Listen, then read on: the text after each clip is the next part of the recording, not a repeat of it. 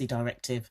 Oh, this is a very interesting case because another country which heavily against that is Sweden. And surprisingly, well, we do have a very interesting picture here because on the one hand, we have Estonia with the highest gender pay gap in the EU. And on the other hand, we have Sweden, which is the most gender equal country in the EU. So they are from the two completely opposite sides of the axis. It's not on the cause being non-important and of any other arguments. It is purely on the implementation, especially on the parts which do require more of the bureaucratic procedures and administrative pressure on the employers. So those, I think, the Estonia and Sweden, there are two currently countries which they have the most loud arguments against the directive. And they are fairly different, and that makes the whole story very, very complex and very interesting. If the directive isn't fully implemented in all the states that belong to the EU, how much of a setback might that be for narrowing the gender pay gap? It is meant to be a universal policy for all countries, which is essentially also a little bit of an issue. There is a clear political argument why it should be universal for the Union. On the other hand, there are also good economic reasons to say why this is not necessarily good, because all countries are nonetheless different. Although they are all the European countries, they are very different in their economic history. They are very different in terms of in their labor markets, and they are very different in the skill shortages and the extent of those. So this is all a very valid argument to say why a universal directive is not necessarily a very good solution to trace and to narrow down the gender pay gap. So back to our main question. Can Brussels crack the gender pay gap? Not completely. That's not to say that the directive won't be effective with its combination of openness and more accountability for employers, including the risk of public naming and shaming. The EU gender pay gap had been improving long before the Pay Transparency Directive was adopted. None of that has been easy, but progress has been slow because structural factors like the motherhood penalty are the hardest to remove.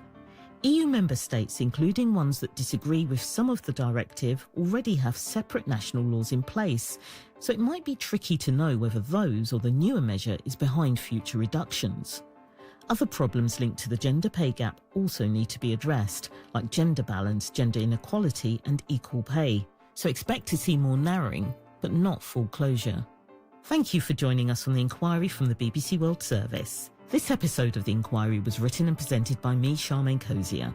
The producer was Evie Yabsley, researcher Amelia Cox, editor Tom Bigwood, and technical producer Toby James. That was The Inquiry from the BBC. Good morning, Manitoba, and hello, Winnipeg. I'm Marcy Marcusa, and we are live in our CBC studios downtown on Portage Ave in Winnipeg. Thanks for joining us on 89.3 FM, 990 AM on the app and on YouTube. Thanks to Corey Funk for filling in for me for the last couple of days. I've been helping with some teaching and training. It was pouring yesterday for a lot of the day. Today, we also are expecting it to be potentially wet. We have a 60% chance of showers. It was already drizzling out there this morning. This afternoon in Winnipeg, we have a risk of a thunderstorm. Our high is 21, and it's sticky. You can feel it with Humidex 25 today. Also, chance of showers in Brandon and in the Dauphin area and through Thompson, though, a different story. A sunny day ahead. Late this afternoon, though, there is a slight risk, a 30% chance of showers, and a high of 26. That sets up your Wednesday. Let's say hello to the team today. Mr. Corey Funk is off today, so Sierra Sanders is in directing the show and covering your commute. Abby Adeyemi, our senior tech behind the controls. Hi, Abby. Abby is going to be on the air sharing the weather for the rest of the morning. And there's Darren Marash, who is our YouTube producer. Say hello there if you're watching the show stream live, and we encourage you to do so because we are visual there. Heather Wells is in as well. It's 2 minutes to 6 o'clock. She's live in our news center with your headlines today. Good morning, Heather. Good morning. Well, Manitoba is asking the businesses selling and processing milk to open up their books. The province is asking for 4 years of detailed financial information, like how much milk they've sold and the wholesale and retail price. It's all part of a effort by the government to study where the province should implement new price controls on milk. So we'll hear about it coming up. And 1,000 parents in the Hanover School Division have signed a petition opposed to the division's plan to remove older students' health privacy from parents. We're going to hear from the chair of the school board coming up in our next local news at 6:30. All right. Thank you, Heather. Thank you. Heather's with us, of course, throughout the morning. And more news anytime as it develops online at cbc.ca/Manitoba. Well, I mentioned Dauphin. They're hoping it won't rain too much for Dauphin Country Fest coming up this weekend. Always brings so many people to that part of Manitoba. We're going to talk to the board president of the festival to find out more about this year's fantastic lineup. Also, the nuclear option in the first hour of the show. Canada's energy minister announced some big plans this week you might have heard of. They include 10 new reactors over the next 15 years. We're going to get some analysis coming up. Right now, though, World Report.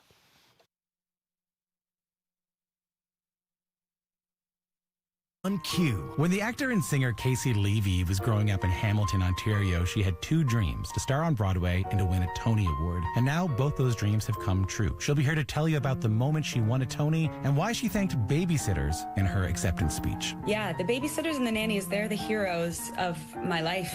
Q with Tom Power. This morning at 10:30 in Newfoundland. And on CBC Listen or wherever you get your podcasts.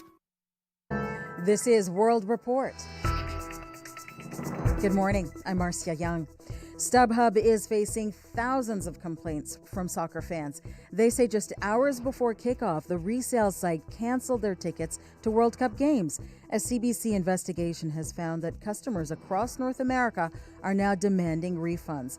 And as Dave Seglins reports, it is renewing calls for stricter regulation of scalper websites. We're witnessing one of the biggest collapses in the history of ticketing. Scott Friedman runs a podcast called the Ticket Talk Network. He spent 20 years in the ticketing industry. In recent days, he's collected 400 complaints, accusations that StubHub canceled customers' World Cup tickets on game day. No explanation, no replacements. Could be tens and thousands of buyers affected with the 104 matches of this FIFA World Cup. Mark Gallagher of Vancouver paid $11,000 months ago for what he thought were tickets to see Canada play Qatar, but the tickets never arrived. In the weeks, days, and then hours before game time, he repeatedly called StubHub. Multiple conversations, multiple chat lines. I probably spent 15 to 20 hours on this alone a week before the match trying to get the tickets. Scott Friedman says it's time governments ban this practice. And StubHub is famous for this, not just for the FIFA World Cup, but for other events all over the globe, is that they allow speculative ticketing. So speculative ticketing is basically sellers selling tickets they don't have. StubHub blames FIFA, the World Cup organizers, for problems with its ticketing technology. It vows to look into the Vancouver case and to honor its money-back guarantees. But specifically, how FIFA's system is causing StubHub its problems, the company won't say. FIFA referred all questions back to StubHub. Dave Seglin, CBC News, Toronto. Dave has more on this story at cbcnews.ca. It is the most read story on our main page. That is the welcome for Ishmael Kone from Team Canada after his surgery. Fans at this afternoon's match will also get to honor the injured midfielder. Kone broke his leg during play last week's game. A win or a draw in today's match against Switzerland keeps Canada on top of their group and gives the team home field advantage in the knockout round. Today's match begins 3 p.m. Eastern, noon local time in Vancouver. CBC has learned the Mackenzie Valley Highway will be one of Ottawa's first projects of national interest. The federal government is expected to make the announcement later today. The designation would allow the government to fast-track the infrastructure project. The highway would connect remote communities in the Northwest Territories and help Canada assert its sovereignty in the Arctic. David Thurton reports. The Carney government will announce its intention to list the Mackenzie Valley Highway as a project of national interest. That's according to multiple sources not authorized to speak publicly. Before that happens, the government is announcing today that it is consulting with First Nations, Inuit, and the territorial government. The power to do all this exists under C5, the Building Canada Act, although it allows Ottawa to fast-track projects. In this case, the feds will let northern regulators complete their own review, and once they're done, they will fast-track permitting. The Mackenzie Valley Highway is not just another gravel road. It could offer a vital all-season link to some of the Northwest Territory's most remote communities, especially for the military, increasingly tasked with defending Arctic sovereignty. Sources also confirmed that 2 other projects are part of the announcement, including another all-weather road and a new deepwater port in Grays Bay, Nunavut, along with a deep geological nuclear waste facility in northern Ontario. David Thurton, CBC News, Ottawa. The head of the UN's nuclear watchdog says inspectors will visit Iranian nuclear enrichment sites. Rafael Grossi says the inspections are a key part of the U.S.-Iran Memorandum of Understanding. Washington and Tehran have been contradicting each other since the MOU was signed last week. Grossi did not give a timeline on when inspectors with the International Atomic Energy Agency would be in Iran. He says when the inspections happen is less important than the fact that they will happen. NATO Secretary General Mark Rutte is expected to try to smooth relations with U.S. President Donald Trump. The White House will host him today. This is as Washington questions its involvement in the military alliance, and NATO will hold its annual meeting next month. Trump has criticized the military contributions of its members and has expressed anger over the lack of support for the war in Iran. The CBC's Willie Lowry joins me now from Washington. And Willie, what is the significance of today's meeting? Tensions within the alliance are high. U.S. President Donald Trump has repeatedly lashed out at NATO, calling the 77-year-old alliance a paper tiger. He seems to be especially frustrated by members' refusal to join the U.S. in Operation Epic Fury, though Washington did not consult allies before launching strikes against Iran back on February 28th. Speaking to Fox News ahead of today's meeting, NATO Secretary General Mark Rutte pushed back against the notion that NATO allies did not provide their bases for U.S. operations during the war. These are isolated cases because there is something more to say about this. Country after country, ally after ally after ally have made their bases available for Epic Fury. Trump has publicly mulled leaving NATO, and the U.S. says it will perform a 6-month review of U.S. forces in Europe, which could lead to fewer American troops on the continent. This face-to-face could set the tone for the upcoming NATO summit in Ankara. What could we expect? It absolutely could. The 2-day summit is set to take place in just under 2 weeks in Turkey, and today's meeting could be a real indicator of how the summit will go. Many view Rutte as a Trump whisperer. He has in the past called Trump Europe's daddy and effusively praised the U.S. president for helping to push NATO countries to agree to increase their defense spending to 5% of their GDPs by 2035, a significant jump from the current 2%. The meeting, of course, comes as Europe remains preoccupied with the Russia-Ukraine war, which shows no signs of abating. Thank you, Willie. My pleasure.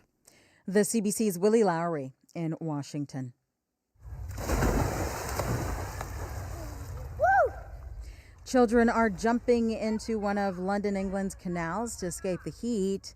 People have been going to the city's waterways to cool off in the heat wave. Temperatures are expected to climb to near 40 degrees Celsius today as the UK issues a rare red alert. Parts of France are expected to surpass 40 degrees. The heat wave has forced the closures of some schools and businesses across Western Europe and has left tens of thousands of customers without power. More than 40 deaths are being connected to the extreme heat.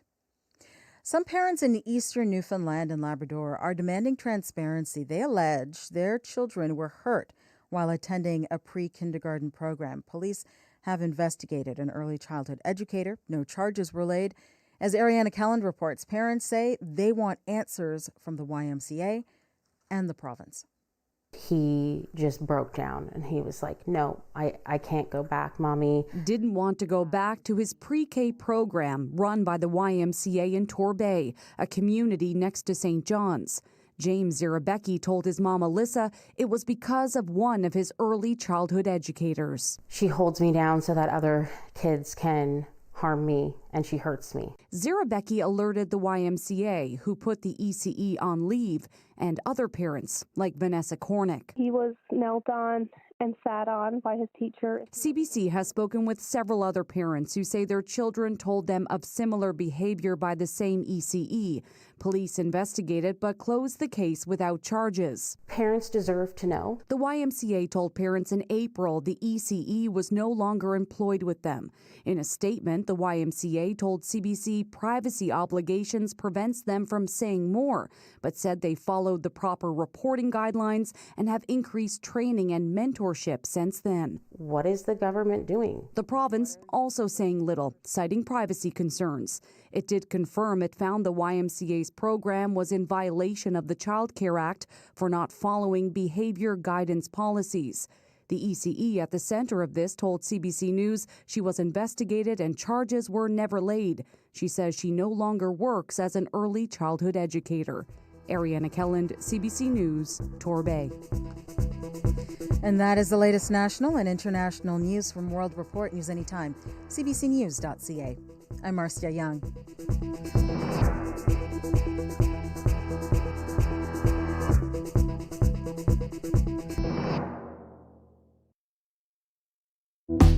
Good morning, everyone. Nice to be back with you here on Information Radio. My name is Marcy Marcusa, and the show's name is Information Radio, and you are on CBC. This is 89.3 FM, 990 AM. On the app and YouTube, your CBC Morning Show from Winnipeg. Thanks for being here. This hour on the show, I'll tell you another big thing that's coming up this weekend, Dauphin Country Fest. Maybe you've got your tickets. You're likely watching the forecast. We've had so much rain. How are the organizers preparing for that? And who are some of the headliners coming to town? We'll find out more this hour on the show. Speaking of this hour, we also, just before 7 o'clock, are going to be talking about World Cup.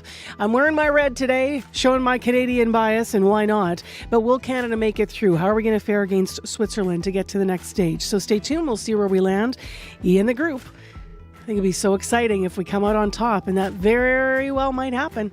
We'll have that interview as well. Stay with us.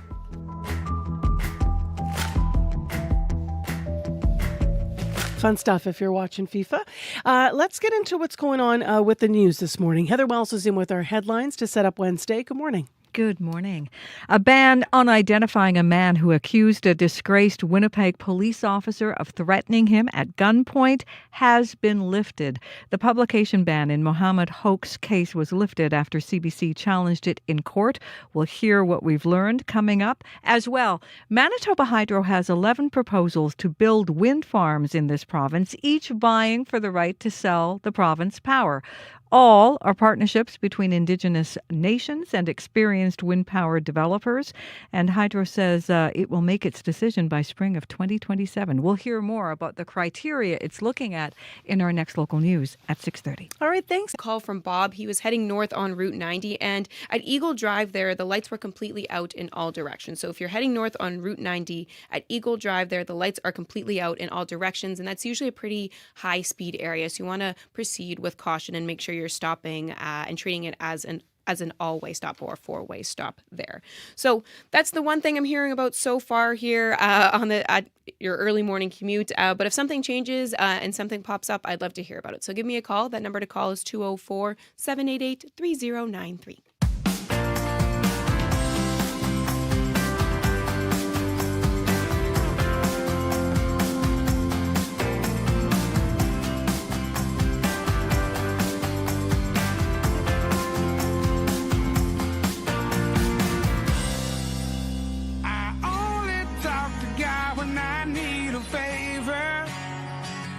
And I only pray when I ain't got a prayer.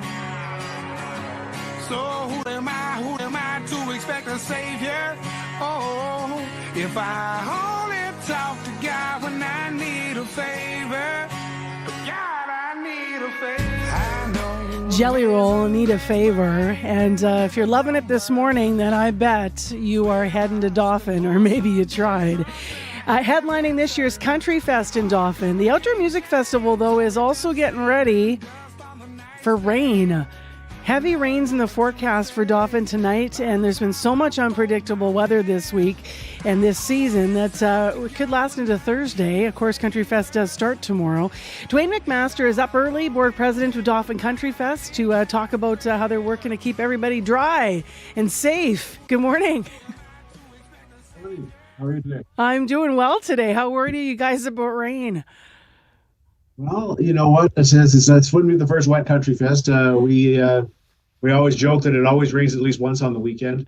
And if it does get rainy and wet like it has in the past, it says we'll deal with it. Our campers are used to it. It says, we're out there right now making sure the campground's ready to go. Over the years, we've built up our drainage to drain water away, and everything should be. Hopefully, everything will go well. And this is, I see our post on Facebook or on the socials this morning shows a picture from years past with all of our fans sitting in the crowd in their multicolored ponchos and lightning, stuff like that. So we do have measures in place to make sure that we get in ahead of the weather. If some adverse weather is coming in that's going to affect everything, we can clear the amphitheater out. Worst case scenario, we do have a very detailed and comprehensive emergency plan to take care of our patrons and make sure that they get off the site safely if it actually comes to that. I don't know that I've been involved in Country Fest for about 15 years, and we've never actually had to evacuate the site. A few times we've had to empty out the amphitheater for a bad thunderstorm, shut it down for half an hour, 45 minutes, and then we all go back out there and sit down and watch the show again. Let's get to the guts of the show then. Rain or shine. Besides Jelly Roll, what are some of the other big additions this year? Or I guess stars you're excited about coming to the show? Let's start there with the stars. Sure, we've got a lot of good. Like you said, you mentioned Jelly Roll on Saturday night. There, I says we've got Tyler Hubbard on Friday, Nate Smith on Sunday. Hearing a lot of really good buzz about Cameron Whitcomb is going to be there this year. A young up and coming Canadian act there, really showing things up. The Hunter brothers are back this year. Brett Kissel, Blackhawk, Owen Riegling. Thursday night we've got JJ Wild is another Canadian rock singer going to be there for our Thursday night kickoff party. We got a lot of great MCMA artists too. We like our local talent, the Sean Taylor Band. Kate's Outlaw is going to be there, which is our small town favorite here, right from Dauphin. So I said we've got a lot of entertainment, and I think I'd like to say we've got something for everybody. So, what are the new things you've added this year? You've got some things going on in the daytime. We do have a couple of new things in the daytime there. I know last year we brought in actually a golf competition up on the mound in the campground there. We have a little hole-in-one competition going up there. This year we were planning a poker derby around the site there. People can go around the site during the afternoon and try and complete the poker derby, and I believe prizes include tickets to next year's festival. A new vendor in there this year is we're going to have mini golf up top there. So it's apparently a portable mini golf setup. They're going to come up there and people can go play mini golf in the afternoon. Plus some of our old favorites like the pierogi eating contest and the flip cup contest, and just to give people something to do during the daytime before the big acts start at night. And also we do have entertainment in the afternoon there on our hilltop stages. So. Yeah. You ever done the pierogi eating, Dwayne? I like pierogies. I'm not a big fan of seeing if I can eat 2 dozen in a really short period of time. So I've skipped that to this date. So I'm with you. I admire from afar. I don't think I could handle it. Tell me a little bit about a memory that you might have. I mean, this has been going on for 36 years. So many Manitobans listening in their heads are going to have their own memories they hearken back to. How about you? Well, personally, I've got a memory actually comes from a rainy year. It was the first year. It was actually before I joined the board. I used to go to Country Fest, and I was there when Johnny Reid. I don't know if it was the first time he played there, but it was the first time I ever saw Johnny Reid. And I've got to tell you, that guy, whether you love him or hate his music, says he is a fantastic entertainer. He puts on a great show, and I was just blown away because it was a Sunday night, and he was closing the main stage, and it was raining. And he was out in the crowd dancing with the crowd, and he had volunteers up on stage dancing with him. And then at the end of the show, it's actually sort of infamous now, is at the end of the show, there used to be a hot tub that sat next to the stage. And at the end of the show, he took his mic and threw it off to the side and went and jumped into the hot tub fully clothed. And apparently I found out later he was actually wearing the power pack to his mic and sort of wrecked some equipment. But yeah. But that was just that everybody was talking about that on Monday. I says, that was quite the show there. And again, this is, seeing everybody sitting out there in the rain, having a good time. This is, I was one of the fans that year, and I've been there a lot of years at the festival when it's rained. And, Country Fest fans are pretty resilient, and they like to get out there and enjoy their entertainment, and a little bit of rain isn't going to stop anybody. So I think we do outdoor festivals, just better than just about anybody in this country here in Manitoba. So enjoy it this weekend. For people that have never, ever been, they need to understand how big this is. How many people are you preparing for? We're figuring right now we're going to be between 9 and 10,000 people every day. So we're going to have a really good crowd out there. Our amphitheater will actually hold 14,000 if we really, really pack them in there. And I want to say, if you've never been, I think we've probably got the best site for an outdoor festival in Canada. Yeah. We've got natural amphitheater built into the side of the Riding Mountains. There's not a bad seat in the house. You can see the stage from every spot in that amphitheater. And now let's imagine this man's voice floating over the crowd in the theater. Thanks, Dwayne. Thank you. Save me from myself. I spent so long living in hell. They say my lifestyle is bad for my health. It's the only thing that seems to help. All of this drinking and smoking is hopeless, but feel like it's all that I need. Something inside of me's broken. I hold on to anything that sets me free. I'm a lost cause. Baby, don't waste your time on me. I'm so damaged beyond repair. Life has shattered my hopes and my dreams. I'm a lost cause. Baby, don't waste your time on me. I'm so damaged beyond repair. Life has shattered my hopes and my dreams.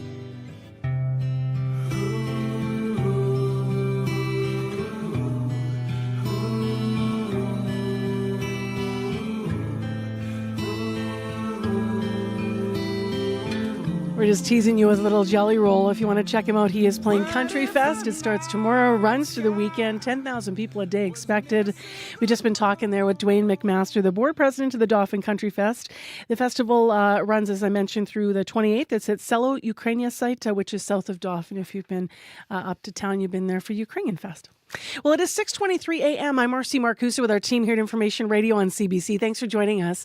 In Winnipeg right now, partly cloudy, 13 degrees after some rain. We do have a 60% chance we'll see some more rain today. Well, the federal government is touting what it calls a nuclear renaissance. It includes a promise to build up 10 new nuclear reactors over the next 15 years, sell Canadian-made reactors to more countries, and double uranium exports.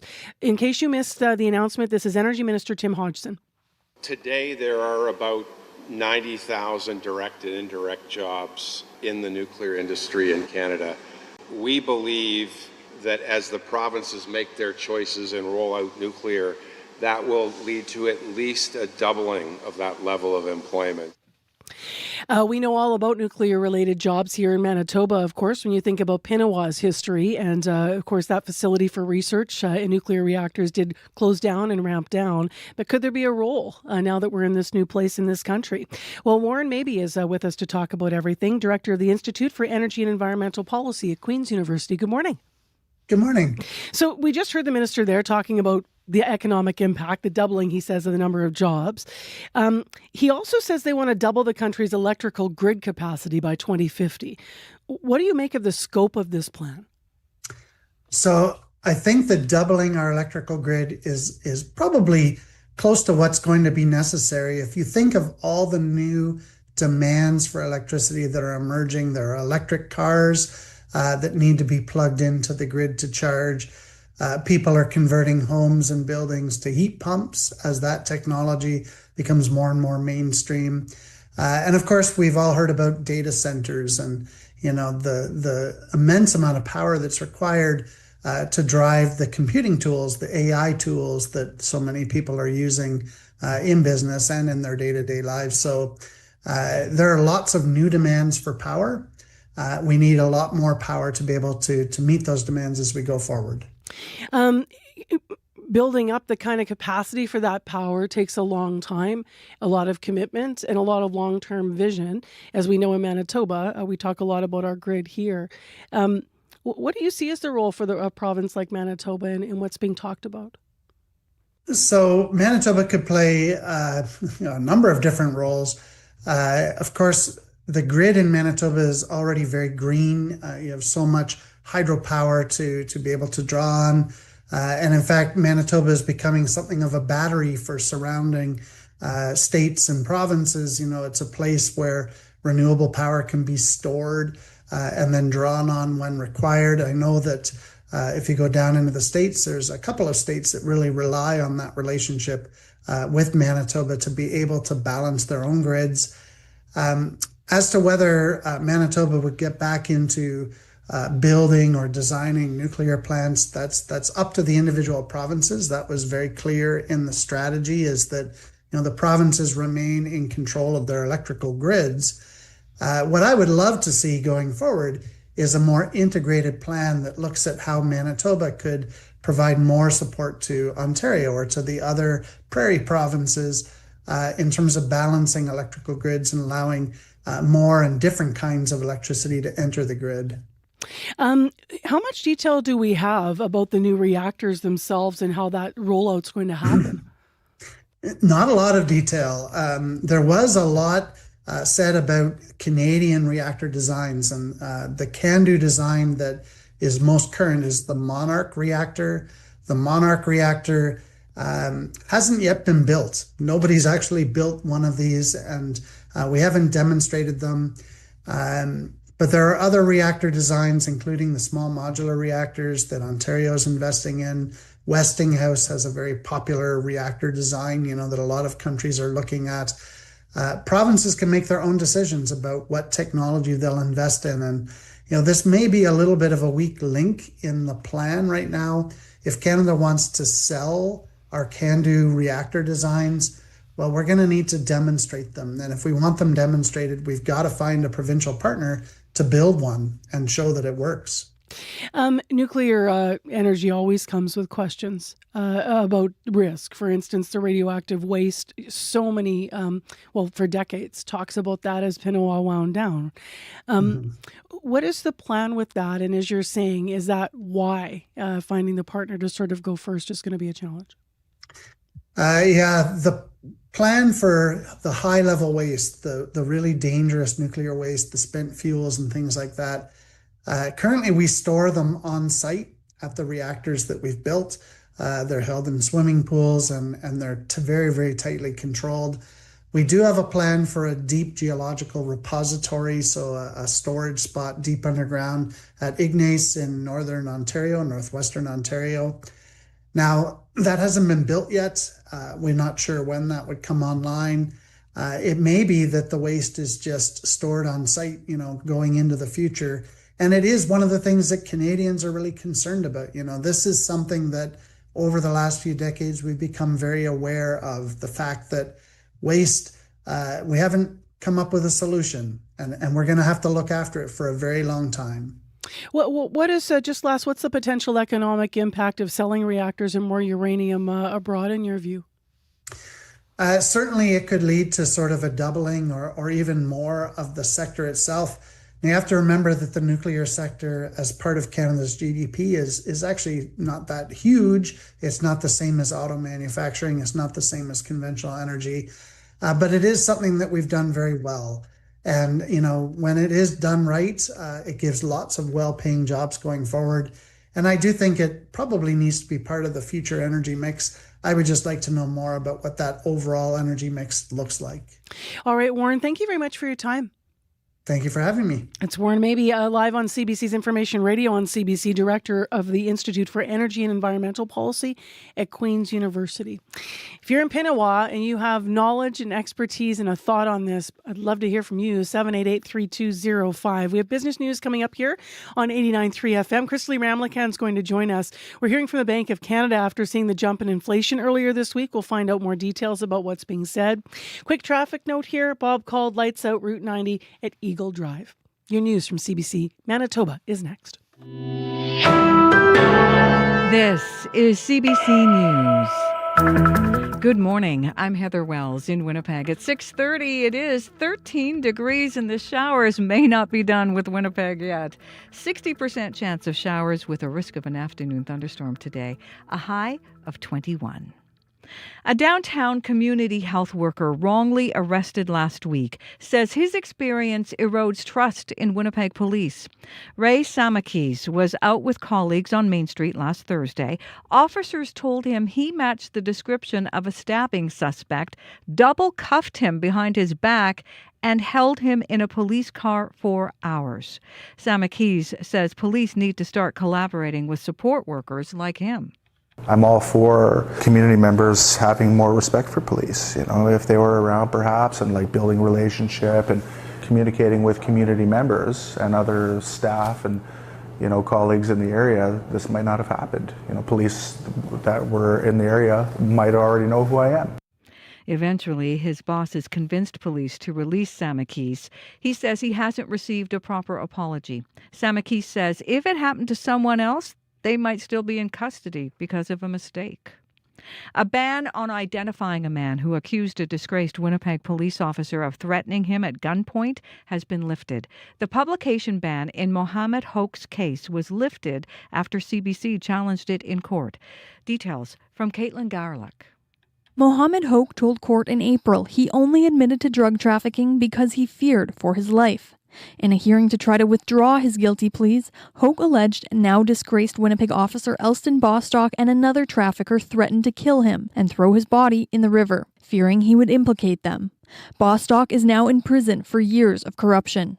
CBC previously couldn't identify Hoke, but a publication ban in the case has now been lifted after CBC challenged it in court. While Hoke's lawyer said it was needed for his client's safety, a judge said there was no evidence of that and found the ban was issued improperly. Hoke's hearing to try to withdraw his pleas is expected to continue at a later date. Caitlin Gowerluck, CBC News, Winnipeg. Manitoba Hydro has 11 proposals to build wind farms in this province, each vying for the right to sell the province power. All are partnerships between Indigenous nations and experienced wind power developers from Eastern Canada. Hydro says one of the criteria it's considering is how well the project serves economic reconciliation. Winnipeg lawyer Yvon Guy Larocque is an expert in Indigenous development. So it's really important when nations are engaging with industry partners and proponents that they choose the right partner. There's a lot of potential for the benefits to flow to industry partners and not the nations themselves. Hydro will make its decisions by the spring of 2027. The province is looking to answer how much milk is being sold and what the earnings are. The government issued letters this month to businesses selling and processing milk. The province wants detailed financial information to inform its review of milk prices. Right now, the province controls the retail price of a 1-liter carton, but the government is thinking about setting prices for larger cartons as well. John Graham at the Retail Council of Canada says milk isn't a big money maker for grocers. We're of the belief that the research that's currently underway by the Manitoba government is going to show that milk is sold at very low margin or below cost, depending on the store. Graham hopes the province doesn't expand its use of price controls on milk. Earlier this year, the government decided to freeze the price of a 1-liter jug for 2026. People in a Garden City neighborhood are in shock after police determined the death of a 73-year-old woman is homicide. Lexi Diane Smart was found dead inside her Primrose Crescent home 2 weeks ago. Nancy Zanella lives across the street. We were just good friends. I mean, anytime I needed anything, I could go across the street or she could come here. A few times we had been going through a rough few months. She brought us pizza once and some spring rolls. She thought, if we didn't want to cook or something. Zanella says police were at the house for several days after Smart's death. She says her neighbor was a school teacher who was generous and friendly. Earlier this week, Jennifer Flett won the NDP nomination for the Pas-Kamisak. Now voters in that area know when that by-election will be held. The date has been set, July 21st. Advance voting, July 11th. The by-election will fill the seat left vacant following the death of NDP MLA Amanda Laughlin in March. To the UK. Children jumping into one of London's canals to escape the heat.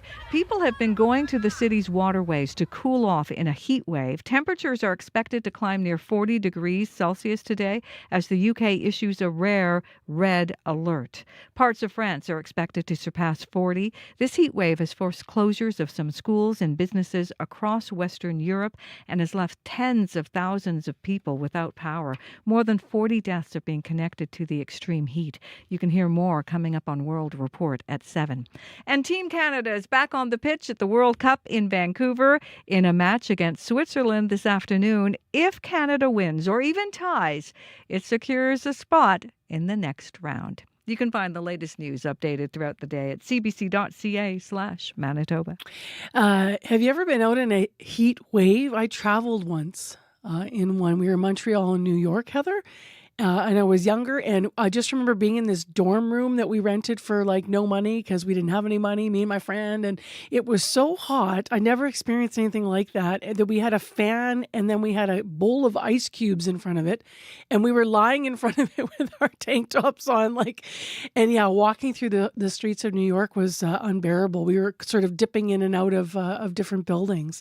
It's just incredible when Mother Nature takes over and you're not used to it. It's very dangerous. Yeah, it really is. I had a similar situation in Italy one time, and my husband and we were fresh when we left our Airbnb, and then we walked around a town just to tour the countryside because it was so pretty, but drenched, dripping as we walked into a restaurant to get a glass of water, and the guy looks at me like I was like literally dripping. Yeah, totally. I am too in those situations. All right, thank you. Thank you. What's the hottest you've ever been, Abby? How about you? Oh, Marcy, I remember my university days, my first year in the university. Back home in Nigeria, most houses built with bricks, and the hostel, actually the interior was painted with oil paint. And regular temperature is always like close to the 30s in Nigeria. And this day we had like 37, 38, and it felt like the room trapped the heat inside. We had to live there. You were like at the mercy of leaving the window open and letting the mosquitoes in, or sealing it and just letting the fans and you sweat it out all night. And we had to go with option B. Those memories are so visceral, right? You can feel the heavy breathing in that weather. Yeah, nope. Well, that's the bright side of today, I guess. It's not going to feel like that here. Yeah, but some humidity still in the air, but not as bad as we are talking about what's going on in Europe. We have a good chance of showers still in the southern part of the province, and this is also going to spread up north, though we're seeing sunshine outside. Here in the Red River Valley region, Winnipeg, we're looking at some cloudy conditions, and we're seeing the sun poke through already out there. We still have this good chance of leftover showers in the mix, along with some afternoon thunderstorms. Current temperatures hovering near 14 degrees in the city, both at the Forks and at the airport. We will see temperatures really stay around here before we climb to a high for the day around 21, and then we cool off to about 12 degrees later tonight. Tomorrow we see 24 or 25. Similar conditions across the south from Morden towards Headingley. We're looking at 14 degrees right now. Cloudy, also sun poking through there. There's a good chance of showers in the mix. Highs around 20. Brandon is at 13, aiming for a high of 20. Showers also in the forecast. Brandon towards the Roblin area, we're seeing 13 degrees in that part of the province. There's a slim chance of showers in the forecast in that part of the province. You get to 20 as well. Gimli, you're looking at 15 at this time. Showers also in the mix for you, high of 20. Then we go up north where we're seeing these mild winds. The powerful influence, we're looking at temperatures hover between 11 and 13 degrees. Highs, we will see it get close to 26 degrees. Norway House at 14, warming to 24. Thompson at 9, getting to 26. And Lynn Lake, we're looking at 25 degrees, a high there. Current temperatures around 12. Gillam is at 11, warming to 24. And Sedula Lake, we're seeing sunny conditions, 12 degrees, warming to 25. And Churchill will get to 15 degrees today. Current temperatures 6 and partly cloudy. So we're seeing the mid-20s up north, and down south we are kind of just struggling to stay around 20s and 21s in the southern part of the province today. Okay, thanks, Abby. Thank you. Abby Adiemi covers weather in the show here. Sierra Sanders in with a commute. Hi, Marcy. A couple of things to note on your early morning commute. I got a call from Bob at the top of the show. He was calling about Route 90 or Oak Point Highway, if you want to, if that name triggers gives you a better sense of where it is. So Route 90 at Eagle Drive there, the lights were completely out in all directions. So you want to be careful there because it is a little bit of a higher speed area. So you want to use caution and make sure you approach it and obey the lights that are out as a four-way stop. As well, got a call from Mandeep. He was in the area of he was on a Henderson there, about 40 minutes ago. And he mentioned that at Henderson at Monroe, the lights were also completely out in all directions. He mentioned, he's like, I saw it and I forgot to give you a call, but he gave me a call and he said at that time those lights were completely out. So Henderson at Monroe. So a couple of things to note early here in your drive, but if you have any updates on these situations here or something new has popped up, I'd love to hear about it. So give me a call. The number's 204-788-3093. All right, thanks, Sierra. Next, let's go to business news. Crystal Ramlicant's here live on Zoom with us, joining the show. Hi, how you doing? I'm good, Marcy. Welcome back. Thank you very much. Nice to see you. So Bank of Canada talked to us. They saw the jump in inflation earlier this week, and they've had some reaction to it. What have they said? Yes, so Governor Tiff Macklem says he's not seeing evidence of generalized inflation even as prices surged in May. So inflation jumped to 3.2% last month, reaching its highest level since late 2023 and rising past the central bank's target of 1 to 3%. But we have heard from the central bank in the past, which has said it's going to look through this initial bout of inflation tied to higher gas prices due to the war in the Middle East. But says it will act to make sure it doesn't spread to other parts of the economy.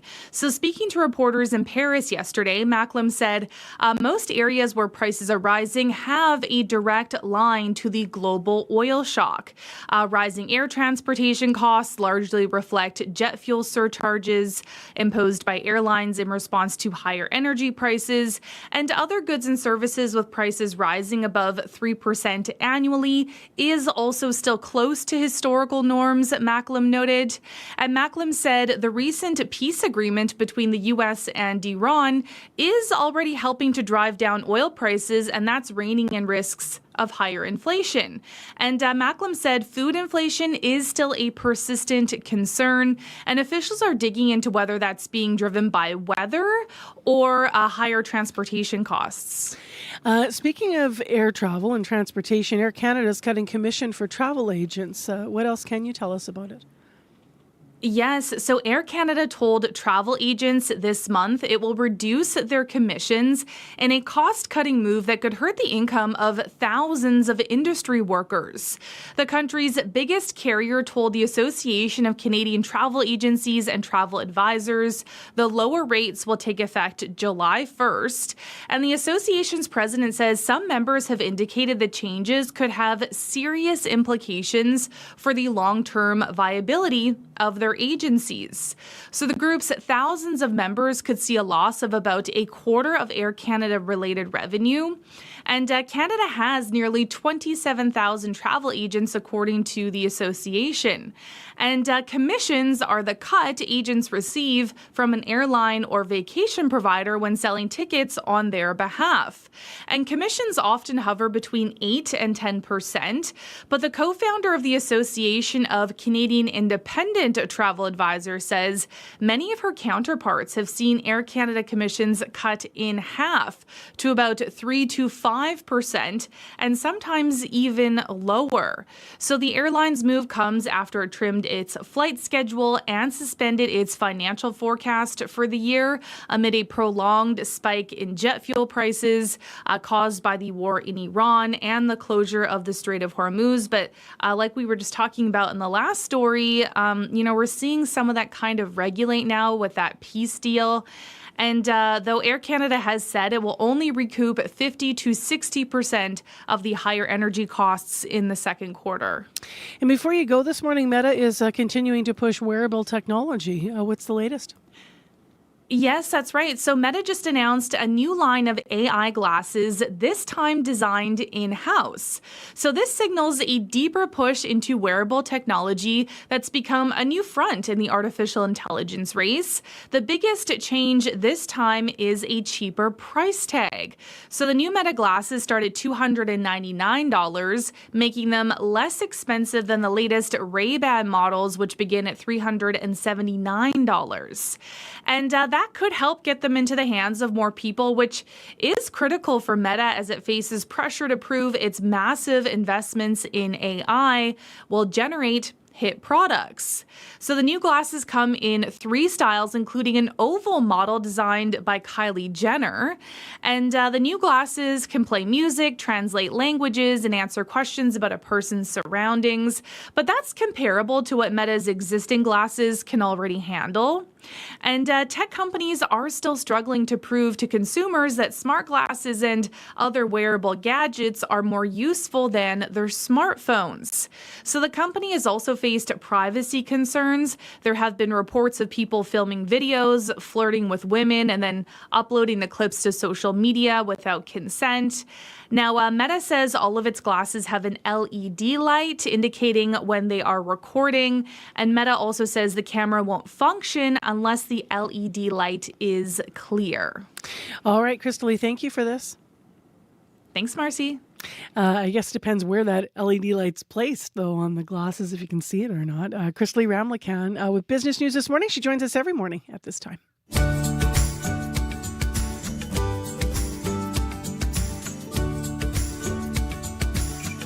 Well, we were talking about Dauphin Country Fest. If you have tickets to the huge festival that starts tomorrow in that city in southwest Manitoba, then you're probably pretty excited. So we thought we'd keep that going. Dauphin band Kate's Outlaw delivers a gritty country rock sound. They are going to be on stage at Country Fest this year, and the next track kind of pulls from their rural roots.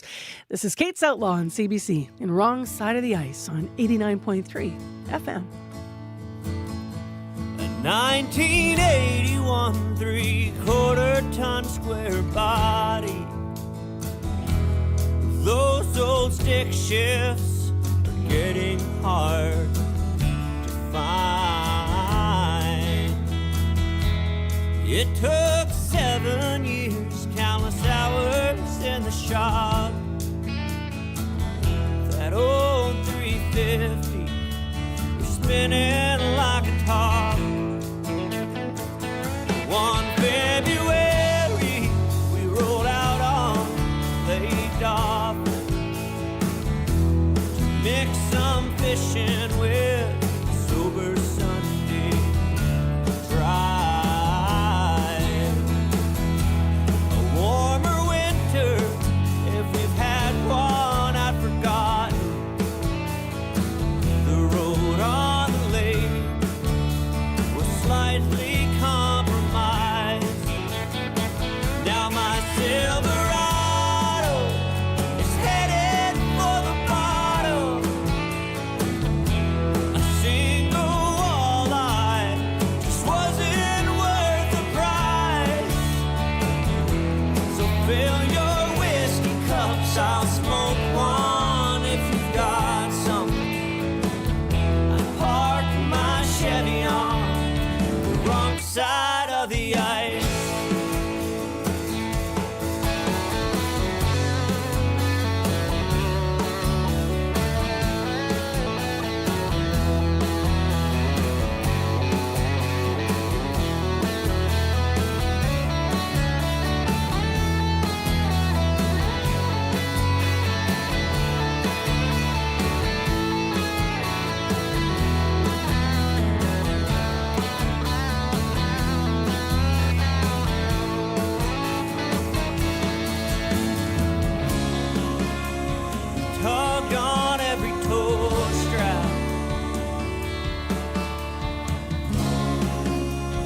Sinking nonetheless, kept slipping towards the ever widening crack. The way a Chevy floats, Bob Seger said it best. Like a rock, oh, like a rock, like a rock.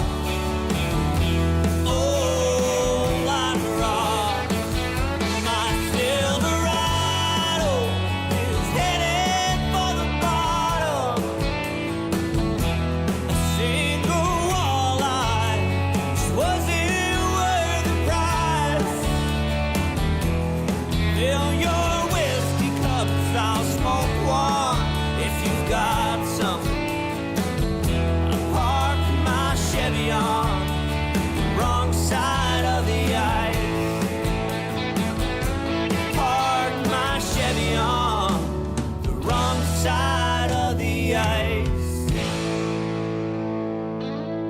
Can't go wrong with a song about a truck. There's going to be more than a few, I think, this weekend, right, at Dauphin Country Fest, including Kate's Outlaw. Maybe they'll play that one. They are from Dauphin. They're playing the fest. That tune's called Wrong Side of the Ice. Saturday night is when they take the stage. They're going to close out the fest at the Co-op Hilltop stage. It is 10 to 7 right now on 89.3 FM, 990 AM on the app and on YouTube. Well, you make it a date this afternoon. I think a lot of people are going to be playing hooky if you love soccer. If you're a footy fan, then you know that at 2 o'clock Central Time, that's here in Manitoba, Team Canada facing Switzerland in the final group game after a win and a draw. Both teams still fighting for their place in the group, and it matters if you come out on top of the group because it'll affect who you play next. So let's talk about it. Joe Callahan's here, a sports writer and freelance contributor who covers soccer for the Toronto Star. Good morning. Morning, Marcy. How are you? I'm well. How's Canada going to do today? I mean, I hope that they have saved their energy because it's very early in the morning here in Vancouver, and far be it from me to complain about lack of sleep to a morning radio broadcaster. But it is going to be a noon kickoff here in Vancouver. So we're hoping that like the energy that we have seen in the opening match in Toronto, and particularly here last Wednesday when you saw that huge swell of Canadians marching to the stadium for ahead of the game against Qatar. We're hoping we'll see that again today. But this is going to be a tense one because there's just so much at stake. Like you said, topping the group is at stake today, and just to kind of quantify what that means. Canada currently go into this, they are already top of the group with one game to go, but Switzerland are the one class team in this group. Like they are a significant step up in terms of what Canada has faced already. If Canada wins or draws today, a draw is good enough, a tie, then they would top the group. And what that means is they would get to stay in Canada through the first or maybe even both of the first two rounds of the knockout stages. They would stay here in Vancouver. If they were to lose, they would be skittled down to Los Angeles and have a 3-day turnaround with 3 days less rest. So it's almost like Canada's home World Cup could end as abruptly as kind of 2 p.m. local time here. But like mid-afternoon today would be kind of the end of them playing on home soil at this World Cup. So that's what makes today so big. And not to take away from their performance, which was phenomenal. I mean, the shutout 6-6 nothing against Qatar. But Qatar did have 2 men out of the match, 2 players because of red cards. But what have you seen in the performances on the pitch so far that will be Canada's best chance at beating Switzerland in your view? Well, they have momentum, right? And that's the thing. And they found goals. That was one of the big things coming into this tournament. It actually almost kind of became a bit of a bugbear on both sides of the team/media divide, like to continue writing about how they were struggling to score goals from open play. And then lo and behold, they just score 6 in 90 minutes against Qatar. But you make a great point there because Qatar had 2 men sent off. Bosnia aren't a known World Cup quantity. Today feels like much more of a barometer of where this Canada team is at and where they can go. So I think kind of seeing if they can continue that sharp form that they've shown in front of goal against a defense that is as classy and as experienced as Switzerland, that's going to be a big question today. Alphonso Davies, we understand from the coach, will be available from the bench again. But I wonder how much do they use him? Like how do or die is today because they're trying to rest him, right? Because we're already through. So what's your sense of that? I think we're kind of at a kind of rubber meeting the road moment because, 2 weeks ago, Jesse Marsh said, I'd love 14 days extra rest for Alphonso Davies. Well, guess what? He's got it. Today is day 14. And so if we are to kind of consider that whether it's in Los Angeles or here in Vancouver, Canada will have a knockout game in the next week. We know that for sure. And they will want Alphonso Davies. They can't afford to kind of keep him cotton-wooled and kind of wrapped up. So I would imagine what we might see today is around 15, 20, maximum 25 minutes for Alphonso.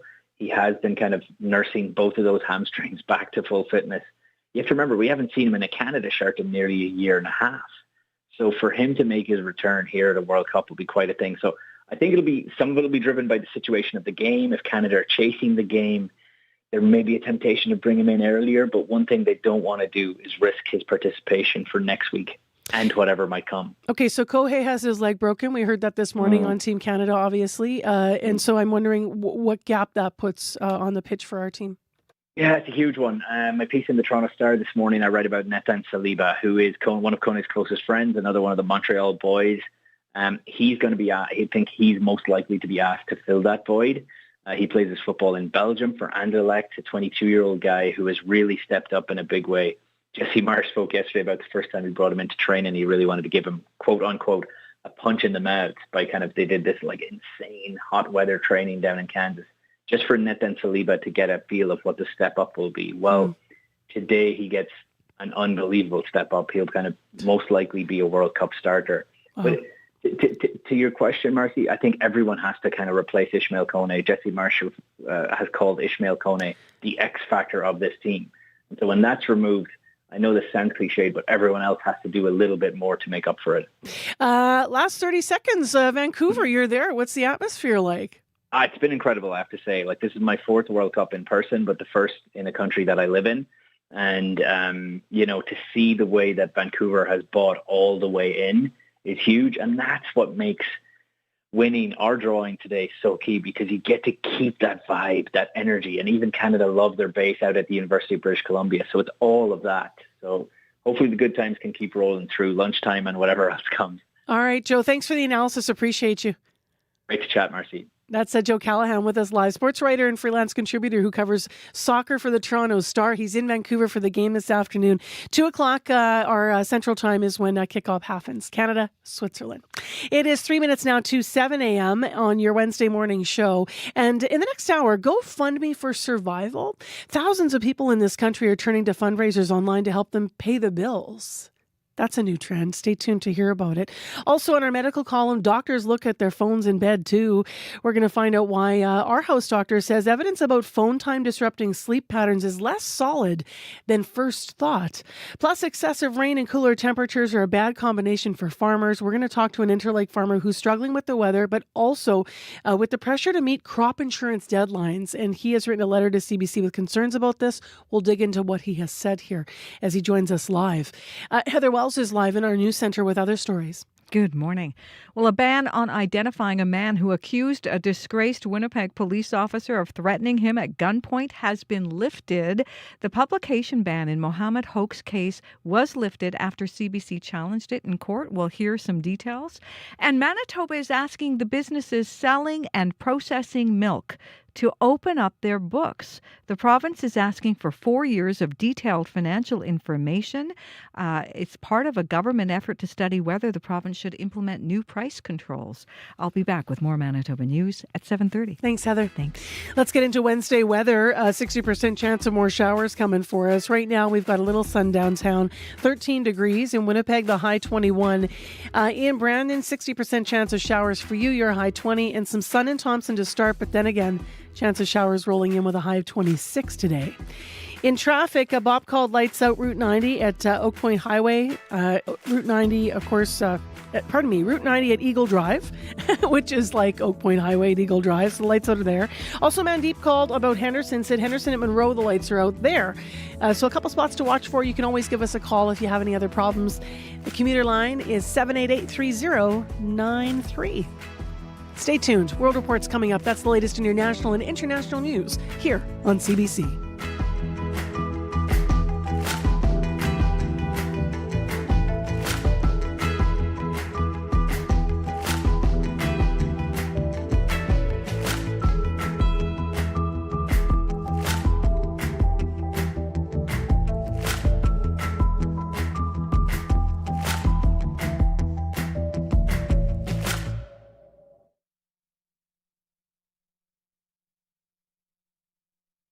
On the current, Alberta separatism is in the spotlight, but Quebec has been through this before. Titled A New Deal, it calls for a treaty between Quebec and Canada to replace Confederation. And there is a new generation in that province pushing to leave Canada for a whole new set of reasons and with new ways of getting their message out. We'll hear from them coming up on The Current. The Current with Matt Galloway. This morning at 8:37, 9:07 in Newfoundland, and on the CBC Listen app.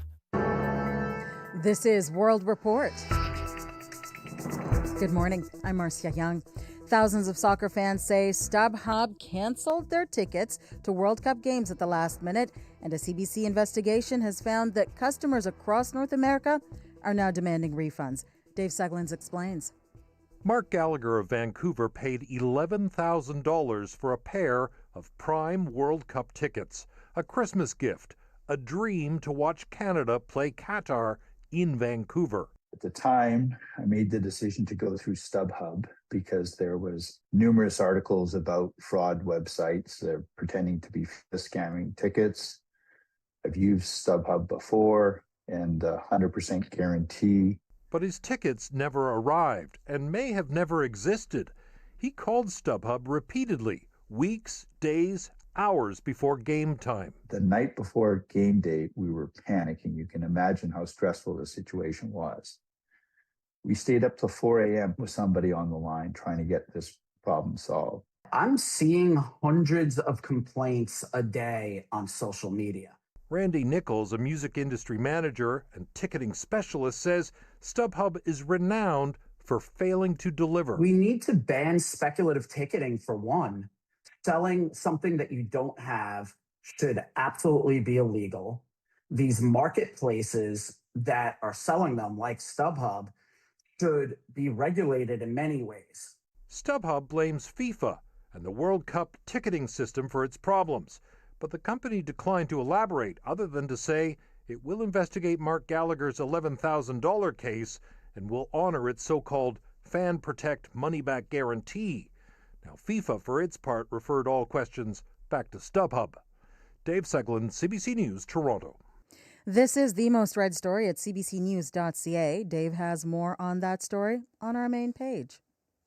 CBC News has learned Ottawa plans to list 2 northern highways as projects of national interest, the Mackenzie Valley Highway in Northwest Territories and Grays Bay Road in Nunavut. Janice McGregor is in our Parliamentary Bureau. And Janice, get us up to speed. Marcia, in order for the federal government to use the fast-tracking powers that passed into law a year ago, it has to give 30 days notice that it intends to designate a major project as being in the national interest. The law says that that only happens in coordination with the territories involved and in consultation with Indigenous peoples whose territory is affected. In the case of transportation infrastructure like this, there's already a system in place to conduct environmental reviews in the territories as part of modern treaties that were negotiated with First Nations and Inuit back in the 70s. In keeping with the federal government's goal of one project, one review, once the territorial government finishes its review, the federal approval is going to follow right away. If you think about where these 2 road projects would go, the Mackenzie Valley Highway would run up the western side of the Northwest Territories to Inuvik. The Grays Bay Port and Road project will eventually connect Yellowknife with a deepwater port, giving it access to the Arctic Ocean in Nunavut. These could be game changers for moving essential goods and people in and out of northern communities, enabling a stepped-up military presence in the Arctic as well. Opposition Conservatives have criticized the government's approach as just replacing one kind of bureaucracy with another, but we'll see if the relatively broad support behind these roads is the proof of concept that's needed to really see shovels in the ground. Another project we're supposed to hear about would help Ottawa's nuclear strategy. Tell us more about that. Yeah, because Canada can't dramatically scale up nuclear power generation without more secure storage for nuclear waste. Proponents who are hoping to construct a deep geological repository near Ignis in northwestern Ontario have met with officials from the Federal Major Projects Office several times in the past few months, as has the local First Nation. This project is already being evaluated by the Federal Impact Assessment Agency. We'll see if it's about to get some stepped-up attention with the major projects push. Thank you, Janice. You're welcome. The CBC's Janice McGregor in Ottawa. Modernizing militaries will be a focus at NATO's summit in Turkey next month. Alliance members are being urged to invest more in their armed forces. Part of that will include recruiting thousands more soldiers. As Briar Stewart reports, the subject is top of mind for the head of Canada's army. And we continue to be overmatched, whether it's... Lieutenant General Michael Wright, the commander of Canada's Army, delivered that message while taking part in a panel alongside military leaders from Britain and Germany. It was part of a conference organized by the Royal United Services Institute, a defense think tank based in London. The topic was designing a military for the future. While the use of drones and artificial intelligence was part of the talk, countries are also very focused on how to bolster their ranks. And we have deficit across the people, equipment, training, infrastructure aspects of the Canadian Army, but also of the Canadian Armed Forces. Officials are reportedly considering boosting the full-time reserves to 100,000 troops and creating a citizen soldier force of about 300,000. Several countries in Europe are taking a slightly different approach, expanding compulsory military service and volunteer schemes.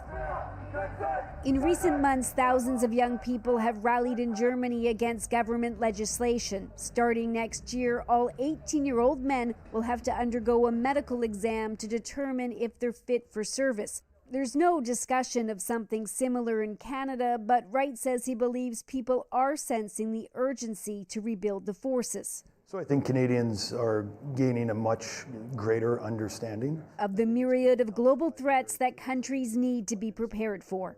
Briar Stewart, CBC News, London. Parts of Europe are in the middle of another day of unprecedented heat. A rare red heat warning was issued for swaths of England and Wales, and the heat wave is being blamed for over 40 deaths in France. A heat dome is trapping the hot air over the continent. Temperatures in some areas are hitting more than 40 degrees Celsius. The CBC's Anna Cunningham has the latest from London. The UK, unlike some parts of Europe, is not built for this heat. Yeah, quite intense, just trying to keep the house cool. Finding the travel to London hard because I come in on trains that aren't always air conditioned. Rail companies are warning people only to travel if absolutely necessary. The transport network is at high risk of tracks buckling and points failing. There is no official government guidance about maximum classroom temperatures, so schools are having to make their own decisions about student safety. Hundreds have closed and hundreds more are operating on a half day. People are being told to avoid exercise between 11 a.m. and 3 p.m. Unlike France, where window shutters are commonplace, the UK is not familiar with such extreme heat. Only an estimated 5% of households have AC units. My hotel did have air conditioning, but this was definitely very unexpected. Just got to get on with it, really, haven't we? The British electrical grid operator has called for more power to be generated as temperatures soar and pressure grows between supply and demand. And the British Army has cancelled ceremonial duties in London and Windsor, including the changing of the guard at Buckingham Palace, it says, to protect the well-being of its soldiers and horses. Elsewhere in northern France, some 68,000 households are without power. Italy, Spain, Belgium and Germany are also taking extra measures as this heat wave is expected to extend into Eastern Europe in the coming days. Anna Cunningham, CBC News, London. Canada's men's team is back on the pitch this afternoon. They play Switzerland in Vancouver at the World Cup, but they will be short their star player. Ishmael Kone is recovering with a broken leg from a match last week. The CBC's Renee Lucas has a preview. It'll be a sea of red and white jerseys at BC Place this afternoon. The morning after Canada's 6-0 thumping of Qatar, the run was on for Team Canada merch. Bruce Haug manages a sporting goods store downtown Vancouver. He just got an emergency order of 2,700 jerseys, but they'd probably be gone today, I would imagine. He says demand is well above Vancouver's last big sporting event. Oh, this is the craziest thing. Got through the Olympics 10 times that. This has just been insane demand for Canada. Any other jersey as well. Thomas Schneider is Swiss Consul General in Vancouver. I'm obviously a Swiss fan, but I'm also neutral as a Swiss. I just hope that the best team may win. Canada sits at the top of its group thanks to goals scored. CBC sports analyst Shreen Ahmed says, Canada's in a really good position going into playing against Switzerland because at the moment they're poised at the top of the table in Group B. So in order for them to stay there, all they have to do is to draw with Switzerland. Today's game kicks off in Vancouver at noon Pacific. Renee Lucas, CBC News, Vancouver. That is the latest national and international news from World Report. News anytime at cbcnews.ca. I'm Marcia Young.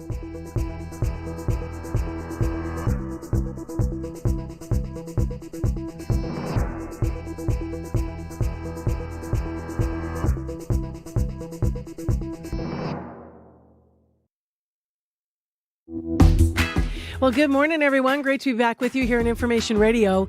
I'm Marcy Marcusa. You're with CBC 89.3 FM, 990 AM on that app and YouTube. It's a morning show live from downtown Winnipeg. Great to be back with the team this morning. We'll get into your forecast in a moment. It stopped raining for a second here. There could be more coming. Speaking of the rain, excessive rain and cooler temperatures are a bad combination for farmers. Coming up, we're going to talk to an Interlake farmer who's struggling with the weather, but also for the pressure to meet crop insurance deadlines because it was so cold at the beginning of the season. So stay tuned. We're going to hear how that works and what changes he is hoping might be possible in the future. In addition, GoFundMe used to be online if someone had a house fire, a sudden tragedy in the family. However, thousands of people in this country are now turning to GoFundMe-type fundraisers to help them pay the bills. We'll talk to an economist about the disturbing trend this hour. Right now, let's go to Heather Wells in with headlines. Good morning. Well, a downtown community health worker says if Winnipeg police would partner with frontline staff, he might not have been wrongly arrested. Ray Samakis was out with colleagues on Main Street last Thursday. Officers told him he matched the description of a stabbing suspect. They double cuffed him behind his back and held him in a police car for hours. Samakis believes he was a victim of racial profiling and says had police teamed up with community health workers, officers would know who he is. And Manitoba Hydro has 11 proposals to build wind farms in this province, each vying for the right to sell the province power.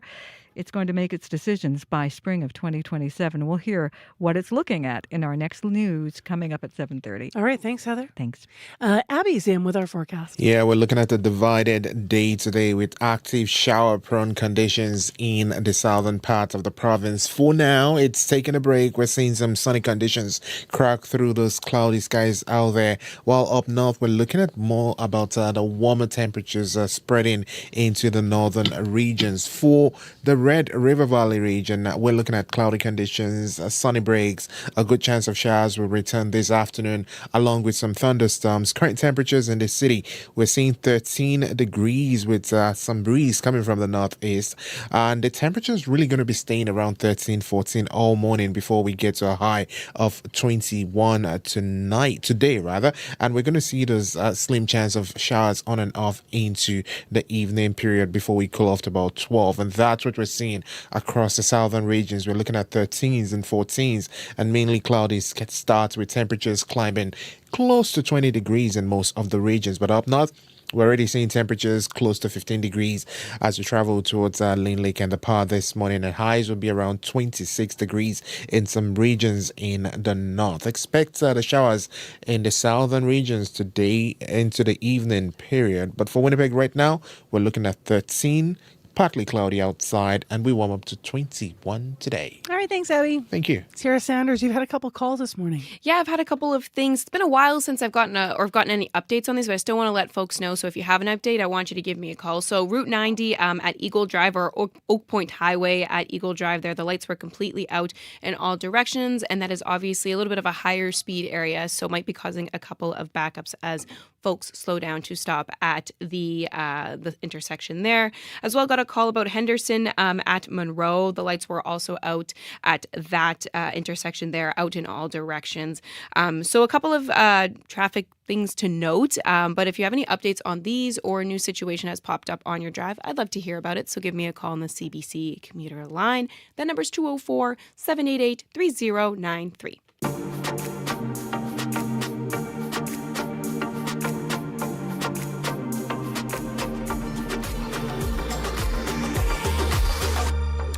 Well, as I mentioned, after experiencing ongoing financial setbacks, some Canadians are using crowdfunding to help them pay for basic needs. According to GoFundMe, more than 15,000 fundraisers for, quote, essential needs were launched across Canada.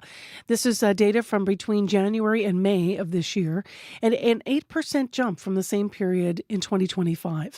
The amount of requests for cost of living support have grown overall by almost 300% since 2020. Fletcher Berger is an associate professor over the Department of Economics at the University of Manitoba. He spoke about this trend with CBC's Corey Funk and also about what needs to be done to help people right now. Good morning. So as mentioned, there are 15,000 GoFundMe cost of living fundraisers in Canada. So what do you make of this statistic, and what does this tell us? I found that to be a very interesting statistic and certainly a relatively new phenomenon. I think it reflects in part, it's an indicator, I think, of a bigger picture that a lot of households are really feeling economic strain and economic constraints. And it's a problem, I think, for many households that's been slowly building, slowly accumulating over, well, I would really say 5 years, really since the time of COVID. And so they're finding various ways to cope, but there are some limits. And I think increasingly what some of the current statistics seem to be indicating is that they're going to need new coping strategies, but that the strain is not really easing, and it is in fact probably growing. And I think that this growth in the GoFundMe requests for not for big ticket items like sudden medical expense, or in Canada often say certain pharmaceutical products that aren't covered, say by Medicare, or for something like a disaster relief, or the house burns down, or an unfortunate robbery or something. But this is what's new and significant here, is that this is just to sort of meet grocery bills, day-to-day living expenses, and that's an indicator, as I say, of, I think, a larger, more systemic problem. From an economic perspective, do you see these GoFundMe fundraisers as a new helpful way of distributing wealth in our society, or is it problematic? What do you think about it? Well, I think it's in some ways sort of a last resort. I think people are probably desperate. They don't really know where, in many cases, where else to turn, and hoping that the situation is maybe just a temporary one until they get better employment prospects, or some other development comes in.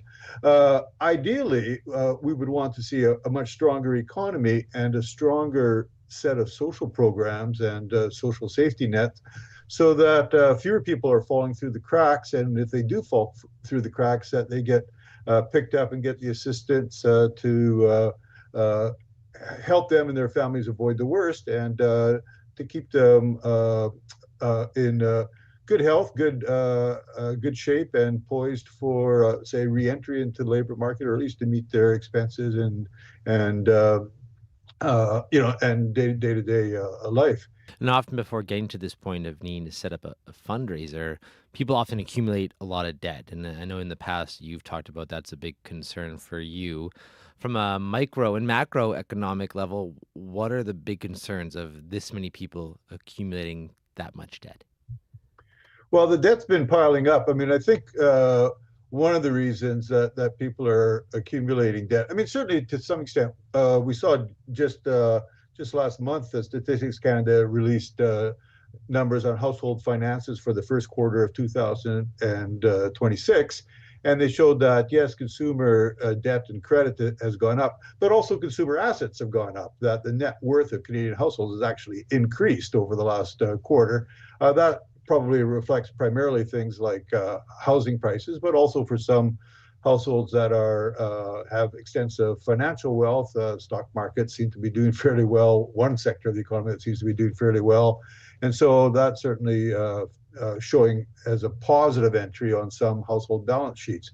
But that's more the exception than the rule. I think that in general, for most households, other than some are renters and don't actually own a home, but for them, consumer debt is sort of a way to, well, finance things like maybe buying the new car or a new refrigerator, or in many cases, just living month to month, week to week, sort of saying, well, this is a kid's birthday party, or need to restock the pantry, things of that nature. So it's sort of flowing in and flowing out. But what we have seen is that in general, consumer debt in Canada really went up a lot during the COVID years. Maybe that's not surprising given the shutdown and loss of other sources of incomes. But then for the post-COVID years, so now it's about 4 to 5 years since sort of the end of the shutdown, the overall consumer debt levels are higher than they were in the pre-COVID era. So that indicates that just households on average are carrying higher levels of debt. And of course, for some households, they'll be far above average. And of course, it's showing as well in the insolvency rates as well. We just reported, for Manitobans, highest in decades. For rent prices, energy prices, food inflation, the financial concerns for everyday folks, just keeps piling on. What do you think could actually truly make a difference at this point? Well, it's not something that there's going to be a quick overnight fix.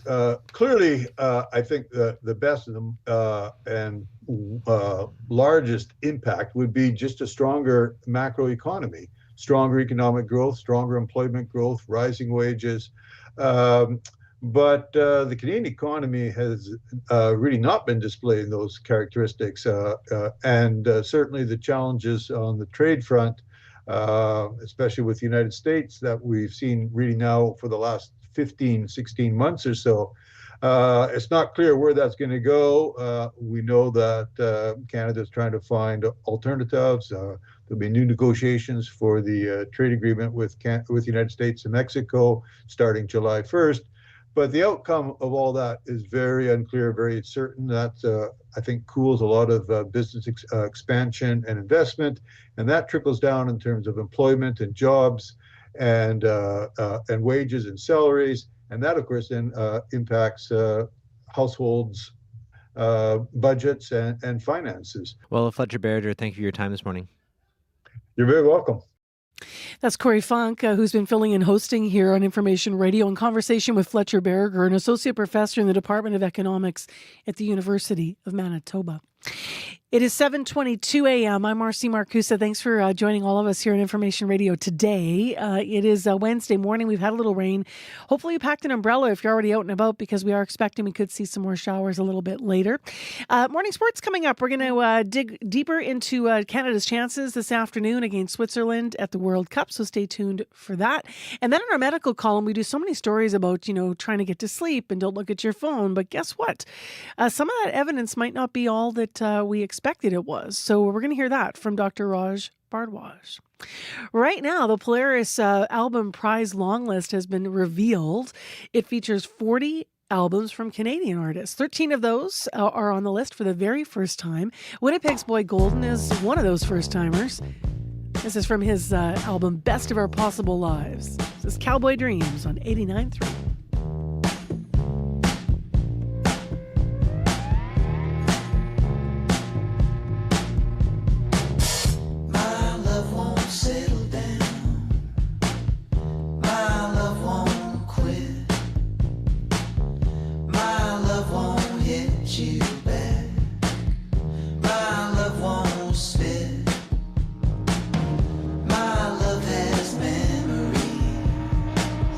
My love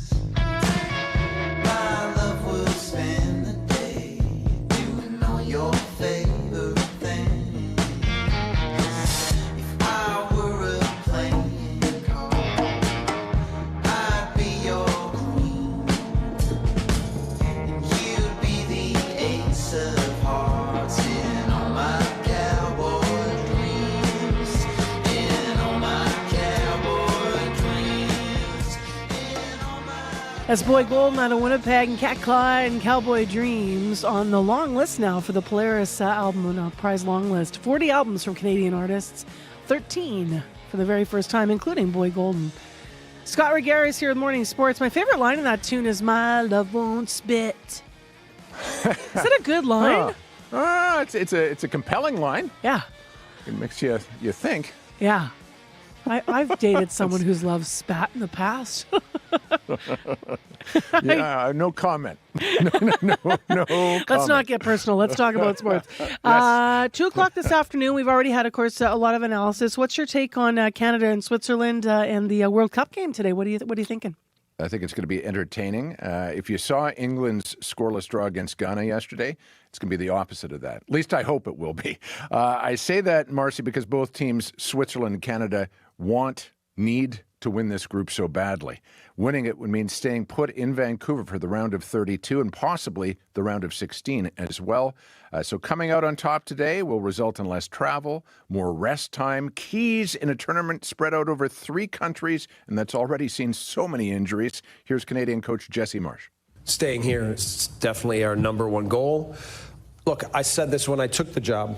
2 years ago, everybody thought I was crazy, but this is where I expected us to be. And especially when we drew Switzerland, we thought, okay, let's position ourselves to make sure that we are competing for our goal to stay in Vancouver in that last match. And so we're here, and we're going to be ready for it. So what does ready mean? Marsh says he doesn't want to play for a tie today, which would be enough for them to win their group. He says rather Canada will play to its identity, meaning an attacking mentality. It does help, Marcy, that star Alphonso Davies is expected to feature today at some point against the Swiss, likely as a late substitute. And while we're talking about subs, the Swiss have a super sub. His name's Johan Manzabi. Maybe you saw him play against the Bosnians last week where it was really kind of a stalemate game. He came on late, scored twice, completely changed that game, Manzabi. One way or another, I think we're going to see goals today, including Canada achieving that goal and winning their group. How big of a part will Vancouver as the host city have played in the Canadian team's success? What have you seen so far? Well, a massive impact on this team, which if you look at the men's and women's national sides, Marcy, over the last decade, neither of them have lost, and they've played a ton at BC Place, but they haven't lost there. The Canadian men over the last decade have outscored their opponents at BC Place 23-2. Noise levels in the Dome are part of the reason. They've been recorded hitting close to 149 decibels before the World Cup kickoff.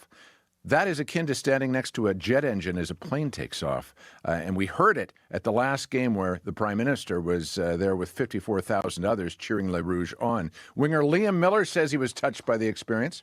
It's like a 12th man. It really is an advantage. It's such a big advantage. And that's why I feel like if we win the group and stay in Vancouver, it just gives us even more of that advantage, getting us through tough moments, knowing that the crowd's going to be with us no matter what. And like you talk about when I was a kid watching in South Africa, for example, and seeing how amazing South Africa even was in that first game, you really feel now what the difference is of being at a home World Cup compared to even what it was like in Qatar. So there's Liam Miller. Wonder if he'll start today. It's either here or Ali Ahmed, I would imagine, or maybe Alphonso Davies. We'll see. 2 o'clock kickoff. Canada aside, what else are you watching at the World Cup?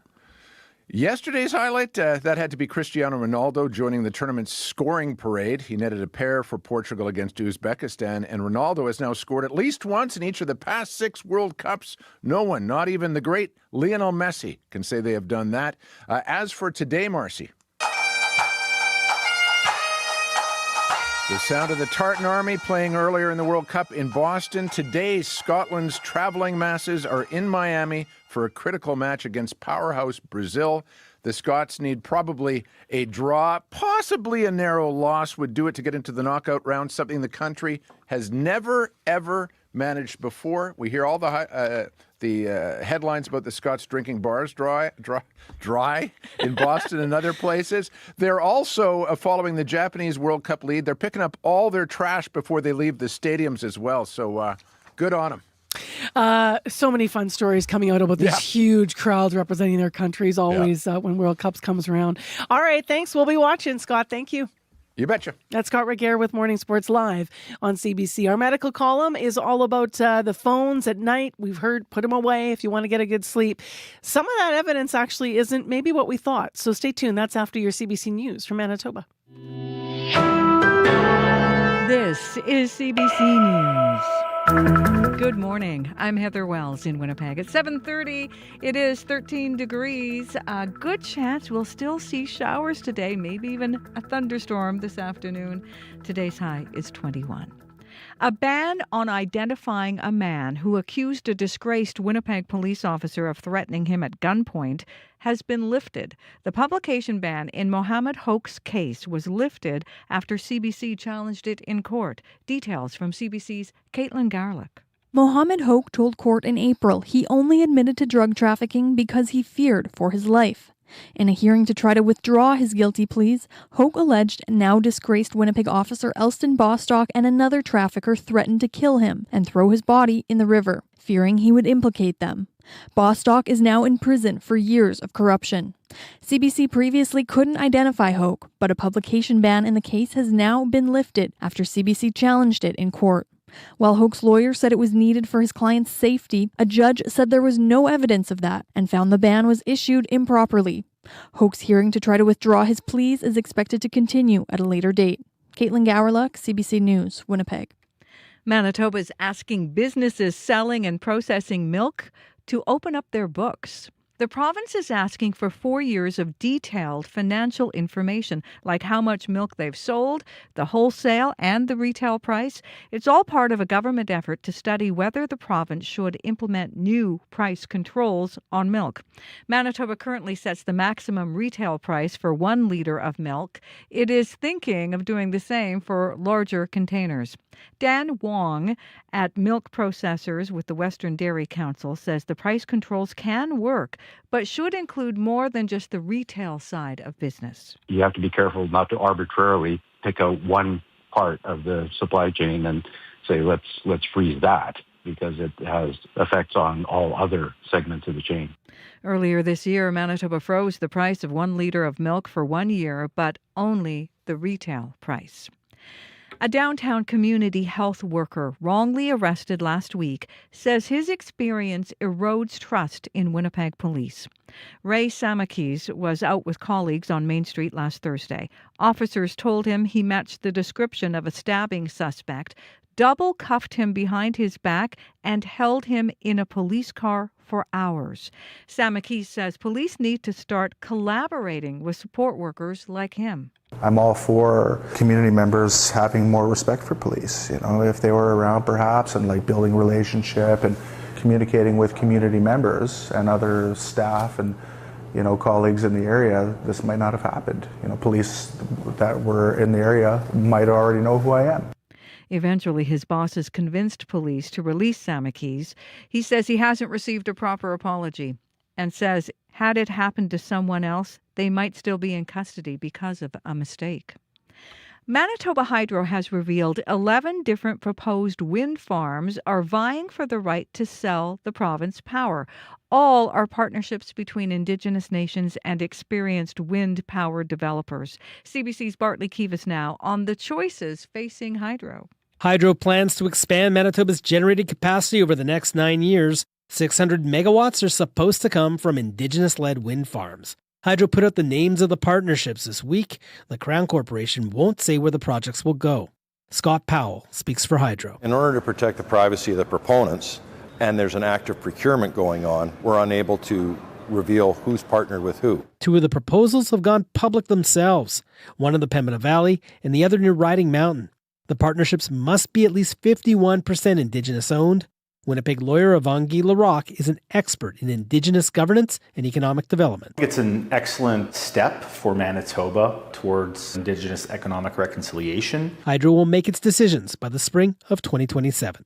Bartley Kivas, CBC News, Winnipeg. A Steinbach mom has presented a petition with more than 1,000 signatures to the Hanover School Division. It opposes a move to take away healthcare decision rights from mature minors. Jerica Capistrano has 3 children attending Hanover schools. Our children are human, and I think that humans deserve privacy. And what about the child's rights? We're not talking about 9-year-old children here. We're talking about 16 to 18-year-olds. Under Manitoba law, anyone over 16 can make their own health care choices. Hanover Chair Dallas Wiebe says the board is intent on giving parents more information about their children's health care choices.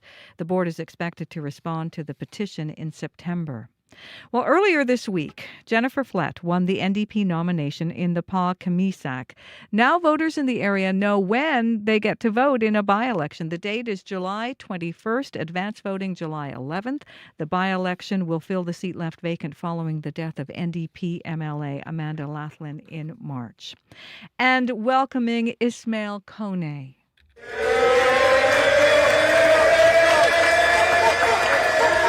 That's after his surgery. The Team Canada midfielder broke his leg during last week's game. Now, this afternoon, a match will see if Canada advances to the next round. The match is against Switzerland. It gives the team home field advantage in the knockout round. Today's match begins at 2 o'clock Central Time in Winnipeg. The game is in Vancouver. Central Time is in Winnipeg. You can find more Manitoba news updated throughout your day at cbc.ca/Manitoba. I tried to represent and wear red, but my jacket was a little hot for the studio. So, that's great that you did that, though. I tried. We're on camera, so I thought, it'll be my little nod wearing red today. But yeah, we'll see how Canada does. Thanks, Heather. Thank you. Let's get into our regional forecast. Abby's here. Yeah, the province is a mix of summer conditions with a cloudy mix of showers today across the regions. We're looking at that stretch of sunshine in the northern region. But here down south, Winnipeg, we're looking at cloudy skies. There's a good chance of showers along with afternoon thunderstorms. It is currently 13 degrees in the city with the winds coming from the northeast, expecting a daytime high of 21. And across southern Manitoba, we're just looking at temperatures close to 14 degrees in most of the region. For the Westman and the Pembina Valley region, there's a high probability of showers today, while the rest of the regions have more slimmer chances of showers. But all the regions getting close to 20 degrees from Morden towards Gimli, while up north, we're going to be seeing 25s in some regions in the northern area. Winnipeg, we're looking at 14, 13 right now, aiming for 21. All right. Thanks very much, Abby. Thank you. Let's get into what's happening with Sierra Sanders on the commuter line. What have you been hearing? Yeah, I actually got a call, and I want to correct this here. Earlier, I said Henderson at Monroe. The lights were completely out. It's actually Henderson at McLeod. So thank you so much to the caller who gave me a quick call and just said, hey, it's actually McLeod, not Monroe. So a little same, but different thing there. But yeah, so Henderson at McLeod. The lights are completely out in all directions there. So it could cause some backups here as we head into the busy part of your morning commute. As well, Route 90 or Oak Point Highway at Eagle Drive there, the lights were completely out there in all directions, and that is a little bit more of a high-speed area, so might be causing, or there might be some slowness there in the areas due to that slowdown as you approach that intersection and treating it as an all-way stop. Been a little while since I've gotten any updates on these issues, so if you have an update, I'd love to hear about it, or if something new has popped up, I'd love to hear about that too. So give me a call on the CBC commuter line. That number is 204-788-3093. All right. Thanks, Sierra. Let's get into our medical column next. This is a habit for countless people. You go to bed, but before you actually close your eyes, you're looking at your phone. It leads to scrolling and social media checks and beyond. We've heard this for years, that this is just bad for your sleep. But there's a recent research paper on sleep and screen time in kids, and that's caught the eye of our medical doctor. Ironically, while he was looking at his screen before bed. Dr. Raj Bhardwaj on our medical column now with Corey Funk. Good morning, Corey. So why did this study catch your attention? Yeah, I was surfing in bed and this video went by. A lot of doctors are on social media these days, and when they go to conferences and stuff, they will do little videos about, the latest, papers that they heard about at the conference. And that's exactly what happened. There was a paper that was published in a journal called JAMA Pediatrics this past winter, and it was basically asking, is there a direct link between screen time before bed and sleep quality or sleep duration in teenagers? And that sounds like a simple answer. Yeah, screen time before bed is bad for sleep, right? I mean, we figured that it had to do with the light from the screen disrupting the melatonin levels in your brain. Right? Bright screens before bed do impact melatonin levels, but that doesn't necessarily mean that we can assume that's what's changing people's sleep. So studies in the past have usually used surveys, and sort of asking people to recall, how much do you use your screens? How well do you sleep? And that's not always that accurate. So based on this sort of evidence, though, sleep hygiene guidelines have been developed, which means that doctors, including me, have been telling people who have sleep issues, don't use your screens for an hour or two before bed. Read a book or listen to something instead of looking at a bright screen.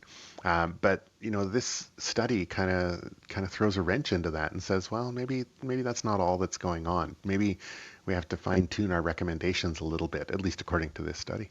So what did the study look at exactly?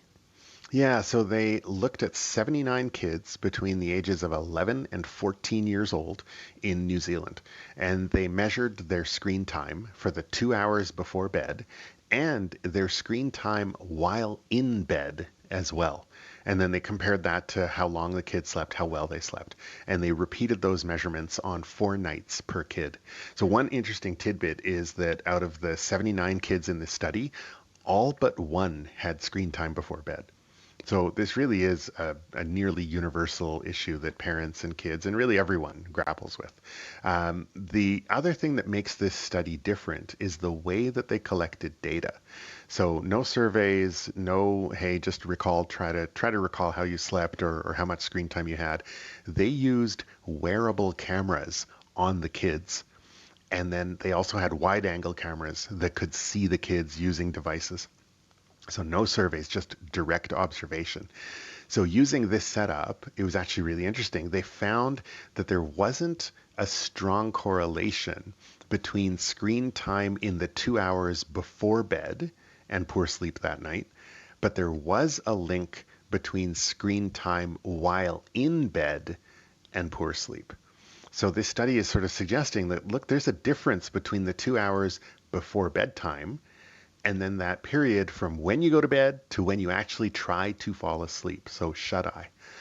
So according to the findings of this study, screen time before bed might lead to a delayed bedtime, but not less sleep overall. Kids still fell asleep pretty well, and they tended to sleep later to make up for a delayed bedtime. But screen time while in bed did lead to less sleep overall, partly because the kids took longer to fall asleep once they put their screens down, and they didn't tend to sleep longer to make up for that. Interesting. Now, before I go to bed, I'll do the Wordle. Is usually my move. Yeah. And I tell myself that it's better for me than scrolling social media or something like that. So did the researchers look at what the kids were doing on their screens and if that made a difference? For sure. I think you make a really important point. Doing something that's relatively passive, like watching a show or doing the Wordle or something like that, is qualitatively different for your brain than playing a game or multitasking, especially multitasking on more than one device. The researchers found that those things, gaming, multitasking, were worse for sleep than things like watching a show. And then the other thing to think about for a lot of people is that screen time in the 2 hours before bed can actually be really relaxing and soothing, and sometimes actually leads to an earlier bedtime and maybe earlier shut-eye as well. So it's not that all screen time is bad, but maybe we should reconsider and say, look, stimulating or emotionally activating content, so games, algorithm-guided social media, maybe that's the real problem. Now, that finding has been supported by other studies on sleep and screen time in adults. But, other studies still say, no, it's the screens, it's the bright lights, not what's on them. So I'm starting to get a little bit more skeptical about that. So it sounds like there's still a lot to learn about this phenomenon of screen time in bed then. Yeah. And there's 2 other things, right, that this study doesn't really sort of address. So one is that this study is still about correlation, not causation, between screen time use and sleep issues. I have a lot of patients say to me, look, I use my screen in bed because I have poor sleep, not the other way around. Now, there are a lot of studies that say, no, it's probably likely that your screen time use in bed is at least causing, at least partly causing your poor sleep. Another sort of interesting part about this study is that they looked at the effects of sleep on the night that the screens were used, right? Like immediately. But they didn't look at, well, what happens if this becomes a habit, right? So there are other studies that suggest that if screen time in bed becomes a habit, then that can lead to more trouble sleeping and then worsening sleep over months. So there's still a lot to sort of learn and really dig into the details about. So I'm sure this is not the last time we will talk about this. So what's the take-home message here? Should parents not lose sleep over their kids' screen time before bed? I think there's a couple of big take-home messages. So one, in terms of the sleep hygiene stuff, I think, the one take-home is that, look, it's not a one-size-fits-all approach. Some kids really appreciate the calming, the focusing effect of some things that they do on their screens in the 1 or 2 hours before bed. So if that's the case, then great. Focus your rules on the bedroom, not the living room. That magic 1 or 2 hours before bed, yeah, it would be great if, all kids read a book and took a bath and sort of, did their wind down that way. But if part of that time includes some screen time, maybe don't sweat it that much. Your effort is probably better spent on making sure that kids don't take their screens to bed with them. Right? And then the other thing to sort of focus your effort on is to really try to avoid gaming in bed. That was associated with the biggest sleep reduction. For every 10 minutes of gaming, kids lost about 17 minutes of sleep. And the same goes for multiple screens, whether that's a TV and a phone, or a phone and a handheld game, or whatever. And then the second big takeaway for me is that sleep problems are not as simple as doing one thing differently. Right? I've said before, complex problems rarely have simple solutions. So if you or your kids are having issues with sleep, then it's worth getting some personalized advice from your family doctor or your pediatrician, maybe even a referral to a sleep specialist who can work with you to have a better, more restful sleep. What about you? Do you scroll in bed? I do scroll in bed. Yeah, busted. But I like to think that I've sort of tweaked my algorithm enough that all I get, before bed, all I look at is basically videos of dogs, some cooking, and maybe occasionally some medical videos. Okay, that's pretty good. Well, thank you very much, Dr. Bardwaj. Yeah, my pleasure.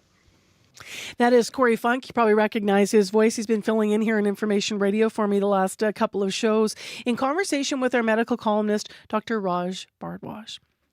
Time right now is 13 minutes to 8 o'clock, and coming up after 8.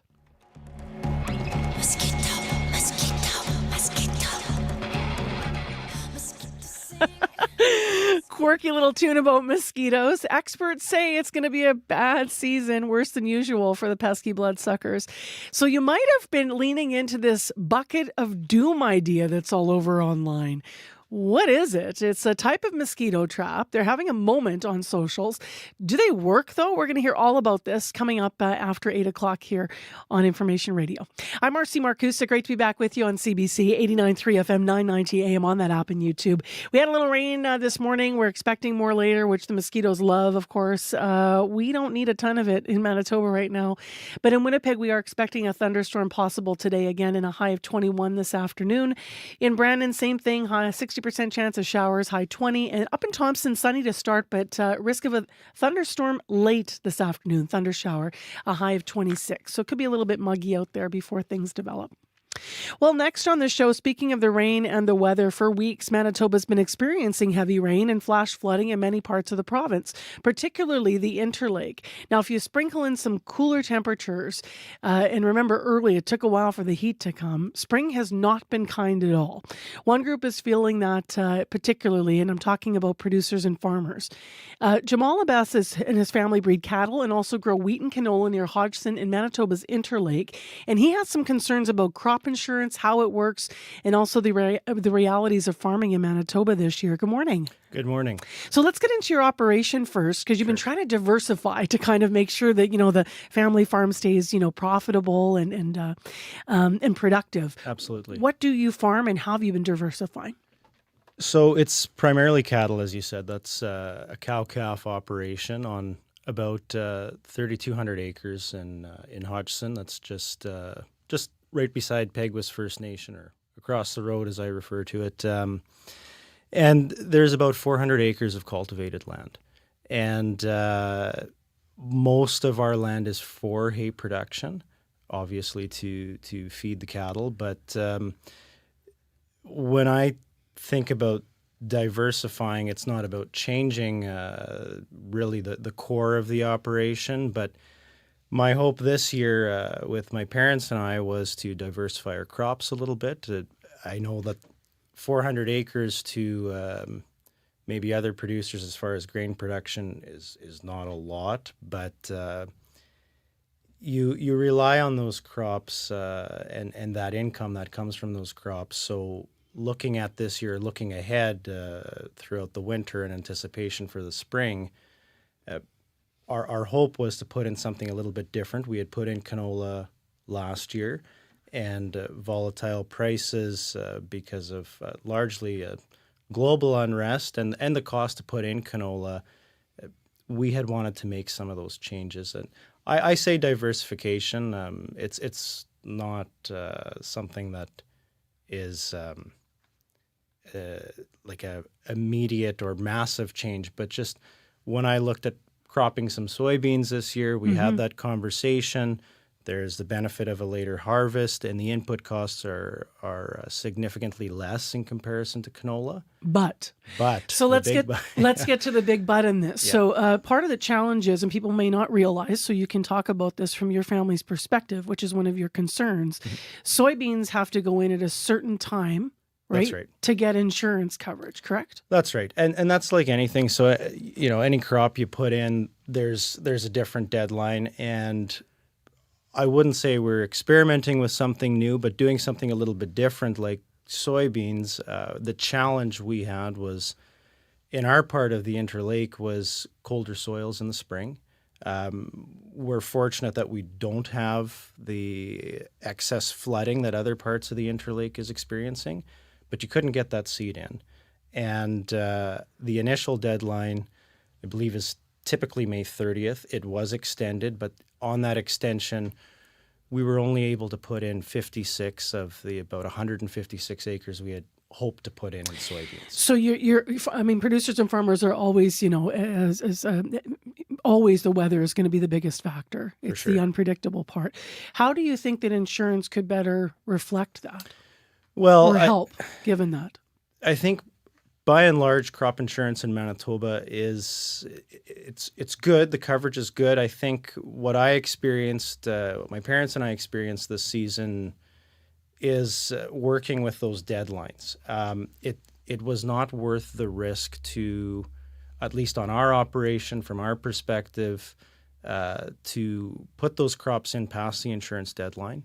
So we are at the mercy of Mother Nature, and I can't say that crop insurance is taking any sort of lackluster approach. That's not it. It's just it's so unpredictable. The best laid plans can be altered almost overnight because of Mother Nature. So if we had that extended deadline, or if we had a little bit more time, it would have encouraged us to put that crop in. And for myself, as the next generation stepping into agriculture, I'm not looking at making big changes. If it's not broken, don't fix it. But at the same time, diversifying a little bit, I felt that obviously we couldn't do that. I mean, it still worked out. We were on the remaining acres that we were going to put soybeans on, we put wheat on, but and that's. It's still a bit more to put in a wheat crop than, say, soybeans, but it's an added challenge and something that I wasn't. You don't always anticipate, I guess. Yeah.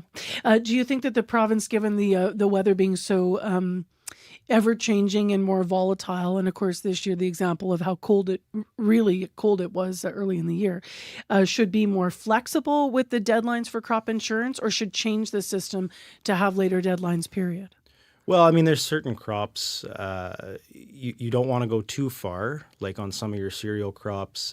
June 20th is your deadline if you're putting in wheat or barley past that date. I'm not sure if that's the most sensible or feasible thing. So by and large, the dates are assessed, I think, fairly accurately. But again, I think it always helps for the public, the government as well, because they can assist, obviously, when times are tough like that, to understand that, we can't operate on the same system year by year. And I mean, I've noticed myself over the last 15 years the changes in weather patterns. I mean, most grain producers will tell you that the longer falls we've had have been nice, and that's something we're not typically used to. That's becoming the new norm. But we've had colder springs. 2022 is an exceptional year in our area, in our district, and beyond. There was a lot of overland flooding. It was a pretty late year. Summer of 2021, we had drought conditions, which others may say different, but I believe a drought will always be more disastrous than a flood for crop and hay production. So a lot of different recent examples in modern in recent memory, rather. Absolutely. Yeah. Thank you very much, Jamal, for coming in to outline your concerns and for writing to CBC about it and raising this. Appreciate it. Yes, thank you for having me. Jamal Abbas is a farmer near Hodgson in the Interlake with his family. He's fourth generation. Now, last week, the province did say that it's committed to making sure supports are available to those who need them in the province. Municipal and Northern Affairs Minister Glenn Simard said in a statement to CBC News, quote, "Our government is reviewing and strengthening the disaster financial assistance to ensure it can better respond to the impacts of extreme weather events." We did not get comments specifically on crop insurance. Time right now is 4 minutes to 8 o'clock on CBC, and still ahead, as I mentioned, it could be a really tough year for mosquitoes because of all the rain we've had. So we're going to talk more about mosquito traps, the latest trends. We'll have an expert on after 8 to walk through it. What is most effective and what is a bunch of bunk online? We'll find out after 8 o'clock right here on CBC's Information Radio. Right now, it's 3 minutes to 8 o'clock. Heather Wells joins us with other headlines. Well, a downtown community health worker says if Winnipeg police would partner with frontline staff, he may not have been wrongly arrested. Ray Samakis was out with colleagues on Main Street last Thursday. Officers told him he matched the description of a stabbing suspect. They double-cuffed him behind his back and held him in a police car for hours.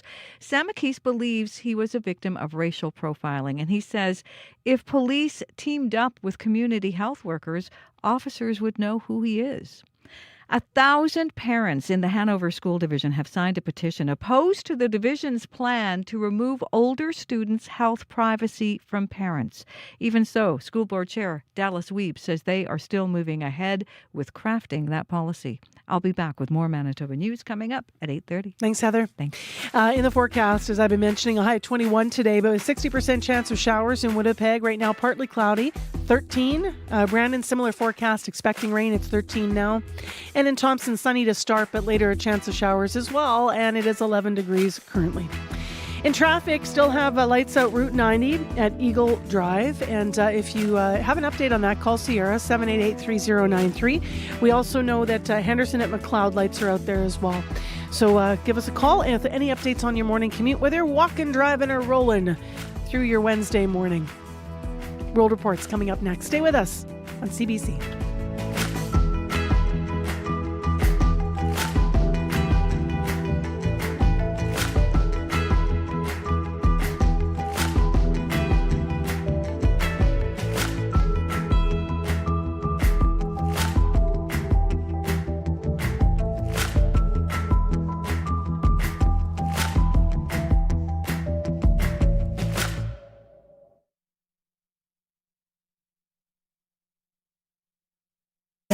On cue. When the actor and singer Casey Levy was growing up in Hamilton, Ontario, she had two dreams: to star on Broadway and to win a Tony Award. And now both those dreams have come true. She'll be here to tell you about the moment she won a Tony and why she thanked babysitters in her acceptance speech. Yeah, the babysitters and the nannies, they're the heroes of my life. Q with Tom Power. This morning at 10:30 in Newfoundland. And on CBC Listen or wherever you get your podcasts. The CBC News is next. Coming up in half an hour, it's The Current with Matt Galloway. Alberta separatism is in the spotlight, but Quebec has been through this before, and there is a new generation in that province pushing to leave Canada for a whole new set of reasons and with new ways of getting their message out. We'll hear from them coming up on The Current. This is World Report. Good morning. I'm Marcia Young. Thousands of soccer fans say StubHub canceled their tickets to World Cup games at the last minute, and a CBC investigation has found that customers across North America are now demanding refunds. Dave Seglin explains.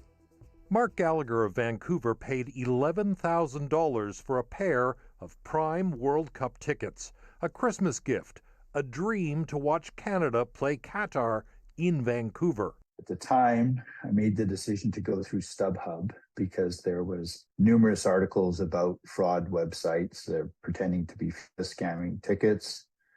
I've used StubHub before and 100% guarantee.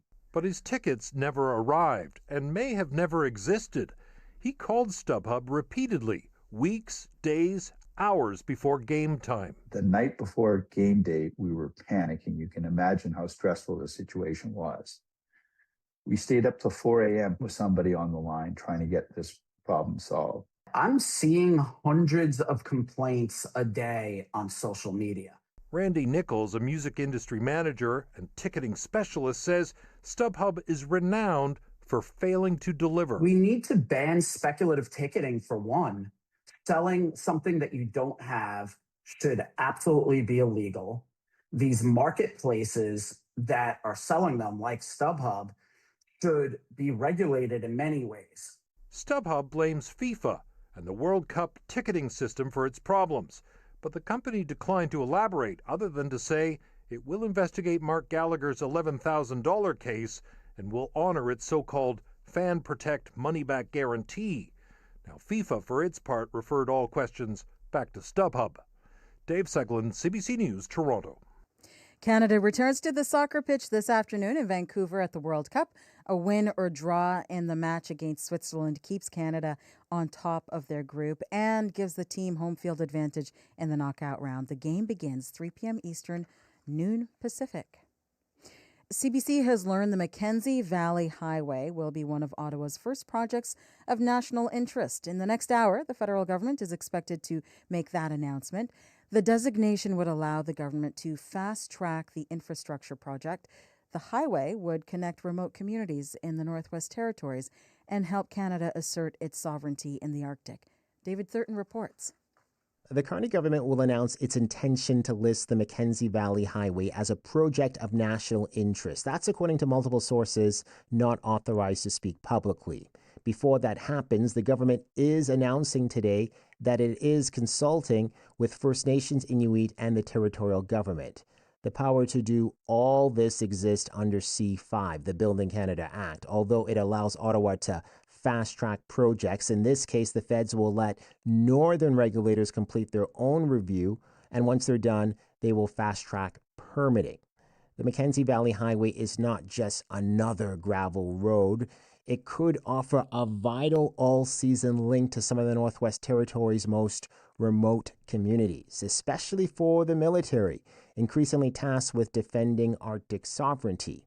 Sources also confirmed that 2 other projects are part of the announcement, including another all-weather road and a new deepwater port in Grays Bay, Nunavut, along with a deep geological nuclear waste facility in northern Ontario. David Thurton, CBC News, Ottawa. The head of the International Atomic Energy Agency says inspectors will visit Iranian nuclear enrichment sites. Rafael Grossi says the inspections are a key part of the U.S.-Iran Memorandum of Understanding. Washington and Tehran have been contradicting each other since the MOU was signed last week. Grossi is adamant they will happen. This has been signed, has been agreed.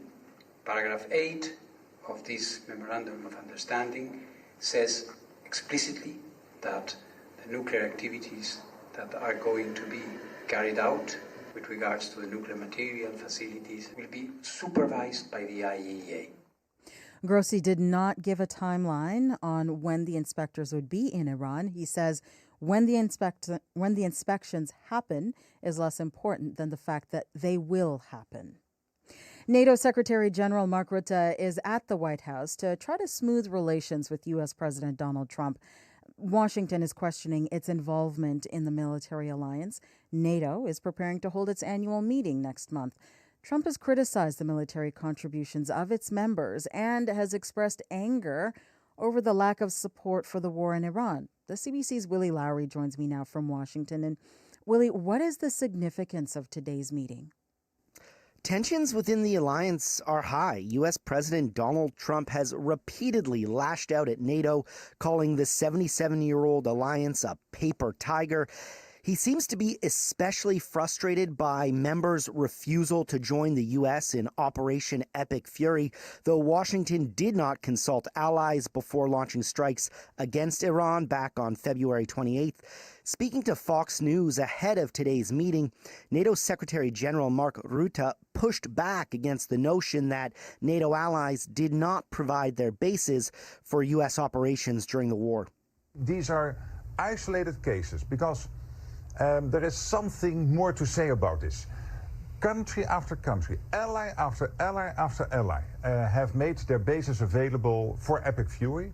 Trump has publicly mulled leaving NATO, and the U.S. says it will perform a 6-month review of U.S. forces in Europe, which could lead to fewer American troops on the continent. This face-to-face could set the tone for the upcoming NATO summit in Ankara. What could we expect? It absolutely could. The 2-day summit is set to take place in just under 2 weeks in Turkey, and today's meeting could be a real indicator of how the summit will go. Many view Rutte as a Trump whisperer. He has in the past called Trump Europe's daddy and effusively praised the U.S. president for helping to push NATO countries to agree to increase their defense spending to 5% of their GDPs by 2035, a significant jump from the current 2%. The meeting, of course, comes as Europe remains preoccupied with the Russia-Ukraine war, which shows no signs of abating. Thank you, Willie. My pleasure. The CBC's Willie Lowry in Washington. Woo! Children jumping into one of London, England's canals to escape the heat.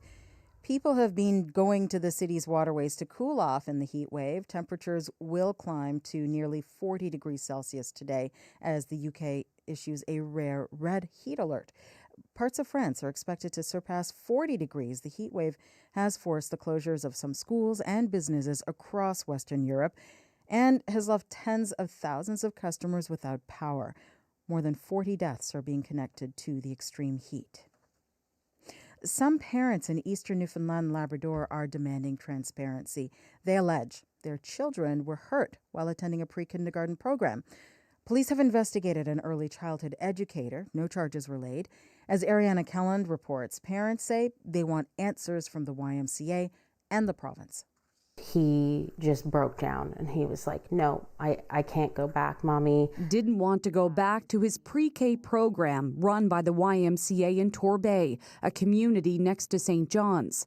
James Zirabecki told his mom, Alyssa, it was because of one of his early childhood educators. She holds me down so that other kids can harm me, and she hurts me. Zirabecki alerted the YMCA, who put the ECE on leave, and other parents, like Vanessa Cornick. He was knelt on and sat on by his teacher. CBC has spoken with several other parents who say their children told them of similar behavior by the same ECE.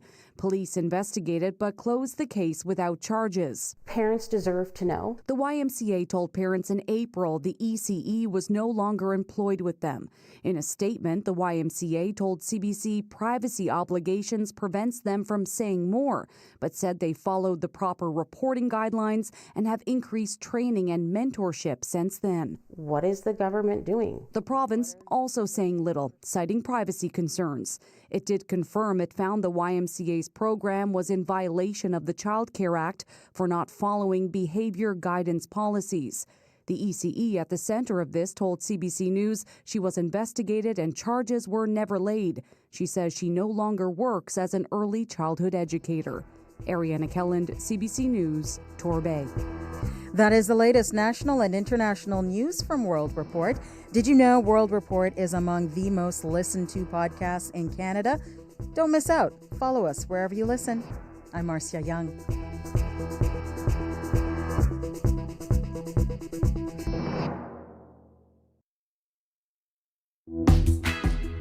Good morning, Manitoba. Great to be back with you. Thanks to Corey Funk for filling in for me for a couple of days here on the show. You're with Information Radio on 89.3 FM, 990 AM on the app and YouTube. Thanks for joining us. It is 10 minutes after 8 o'clock. We'll get into your forecast in a moment. We already had some early morning light rain in Winnipeg.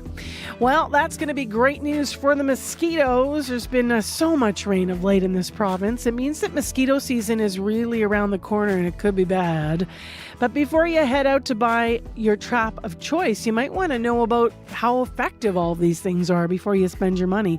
We're going to talk to someone about some of the most effective bug repellents and the ones that won't help you at all, as well as one of the things that's trending online called the bucket of doom. Stay tuned.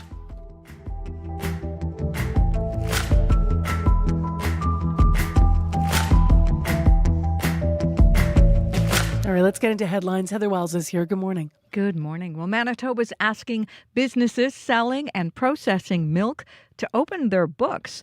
The province is asking for 4 years of detailed financial information like how much milk they've sold and the wholesale and retail price. It's part of a government effort to study whether the province should implement new price controls. Manitoba Hydro has 11 proposals to build wind farms in this province, each vying for the right to sell the province power. All the partnerships are between Indigenous nations and experienced wind power developers. Hydro says one of the criteria it's considering is how well the project serves economic reconciliation. We'll hear more coming up in our next local news at 8:30. Thanks, Heather. Thank you. Abby, what's up in the weather? Mercy, look, where did the sun go? Yeah, I don't know. Oh, he was just Not out like downtown, though. 20 minutes ago. It was there. Now it's like cloudy, and that's what we will be seeing today. More like cloudier conditions, showery weather moving across the southern regions. While up north, we're looking at this warmer and sunnier conditions. If you look at the northern regions, we're seeing the numbers just climb steady, but here down south, it's like crawling. Everything just stuck around 14 and 15 at this time. Here in Winnipeg, we're seeing cloudy skies, current temperatures just hugging 15 degrees. Now expect this mainly cloudy conditions to really stick with us into the afternoon period, and then we have that good chance of showers and the risk of thunderstorms sweeping in as we climb to a daily high of 21 today, and we will notice the breeze through the day before we cool off overnight. Similar conditions in the Pembina Valley region all the way to the Interlake region this morning, but sunny conditions we're seeing around the path towards Norway House and Tudula Lake this morning. Lots of sunshine, warming up close to 26 in that region. Winnipeg, we only crawl close to 22 today. We get stuck at 21, and for now we're stuck at 15. All right. Thanks, Abby. Thank you. What's crawling in traffic, Sierra? Yeah, I'm hearing, I think Henderson has really been the bigger story this morning. I got a call from Adam a little bit earlier about a stopped car in the right lane on southbound Henderson just before Sheraton. And it looks like the car seems to have lost a wheel there. So that car is causing a couple of backups as well. We're still seeing the lights out at Henderson and McLeod there, out in all directions. And as well, Adam gave me an update on that. It's pretty backed up heading through there. So Henderson, it's out specifically southbound Henderson, might be an issue this morning as well. We're still hearing about lights being completely out at Route 90 or Oak Point Highway at Eagle Drive there. So a couple of things to keep in mind here as we head into the 8 o'clock hour on your commute. But if something changes or you have an update on these situations, give me a call on that CBC commuter line. That number is 204-788-3093.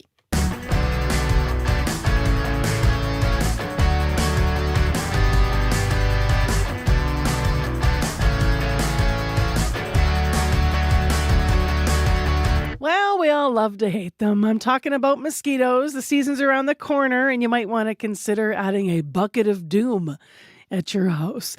It's a DIY mosquito trap. It's been trending on social media. It claims it kills larvae by adding a naturally occurring bacteria called BTI, which comes in these sort of discs, to a bucket of water. Now, also you add grasses and vegetation into the bucket, and then that apparently helps attract the pests, mosquitoes. And with all the rain we've been getting in June, we're expecting an especially poor season. So do things like this work?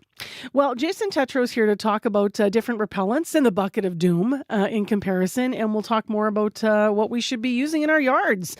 He's a microbiologist. He's author of the Germ Code, and he's here on Zoom. Good morning. Good morning. So, okay, bucket of doom. I tried to describe it as best I can. What I don't understand is BTI, like what's going into the water that would make this actually effective. Yeah, so BTI is an acronym for Bacillus thuringiensis israeliensis. Don't need to worry about that. There's no quiz. What this is, it's a bacterium that happens naturally in the soil. And so when this gets into an environment where mosquitoes are laying eggs and creating larvae, it gets into the larvae and it uses them as food. So what happens is the bacteria grow, the larvae die, and the mosquito population crashes about 75 to 80%. And it takes about 2 weeks for that to start happening. And by the third week, you tend to see a noticeable difference in the number of mosquitoes that are in your area. And do we have an idea of how wide an area? Like if someone's thinking about their city backyard to start with, are you putting one bucket of doom in there for, I don't know, for a couple of weeks and watching the rain? You're doing it for your backyard. Mosquitoes don't travel very far, like maybe 0.5 kilometers is their limit. I know that if you've been following some of the sterile mosquito technique, it's, a 3-kilometer radius, but that's like the farthest you're ever going to go for a mosquito. So it's really more for your backyard, that area. So if you do happen to be getting that bucket of doom, make sure that, your neighbors and a couple of other people by about a half a kilometer around you are also doing it, because then it's going to be very effective. But essentially, it's just one method to be able to reduce the mosquito population so you don't have to worry about constantly having to soak yourself in repellents. So you use the word effective. I was going to ask what we understand about its effectiveness and how we know it works. Oh, it just kills. It's Bacillus thuringiensis. I worked with this back in the 1990s in the lab. You give this to insects and it kills them. And I mean, there's different versions of Bacillus. Like there's like a thuringiensis really is the best out of them. And for those of you who are in agriculture, you've probably heard of the BT toxin. It's Bacillus thuringiensis. So that is a really effective way of being able to reduce the mosquito population. The only problem, of course, is that you're getting a puck that you're putting into, a bucket. And the reason you're adding the grass and everything is you just want it to be like marsh-like. And for those of you who have got, good reclining after all that rain, you've got a marsh in the end of your yard anyway. So, that's essentially what you're trying to create. And what does it do to other pollinators, and what's the risk for other insects then? Oh, none. Sorry, the whole point is that you're creating it in this very small environment, and it's only attacking the larvae. It's not going to be attacking anything else. So your pollinators are not going to be anywhere near that. You're not going to have any other animals that are going to be coming near that. So there's really no risk in that sense. This is just a larvicide. So there's no worry at all in terms of the ecological or environmental risk. So in terms of using this, if we have a whole bunch of flower pots in our yard and they get water, we're always told dump out the water, the mosquitoes are going to breed there. Should we be throwing discs in all of those areas and making multiple buckets of doom?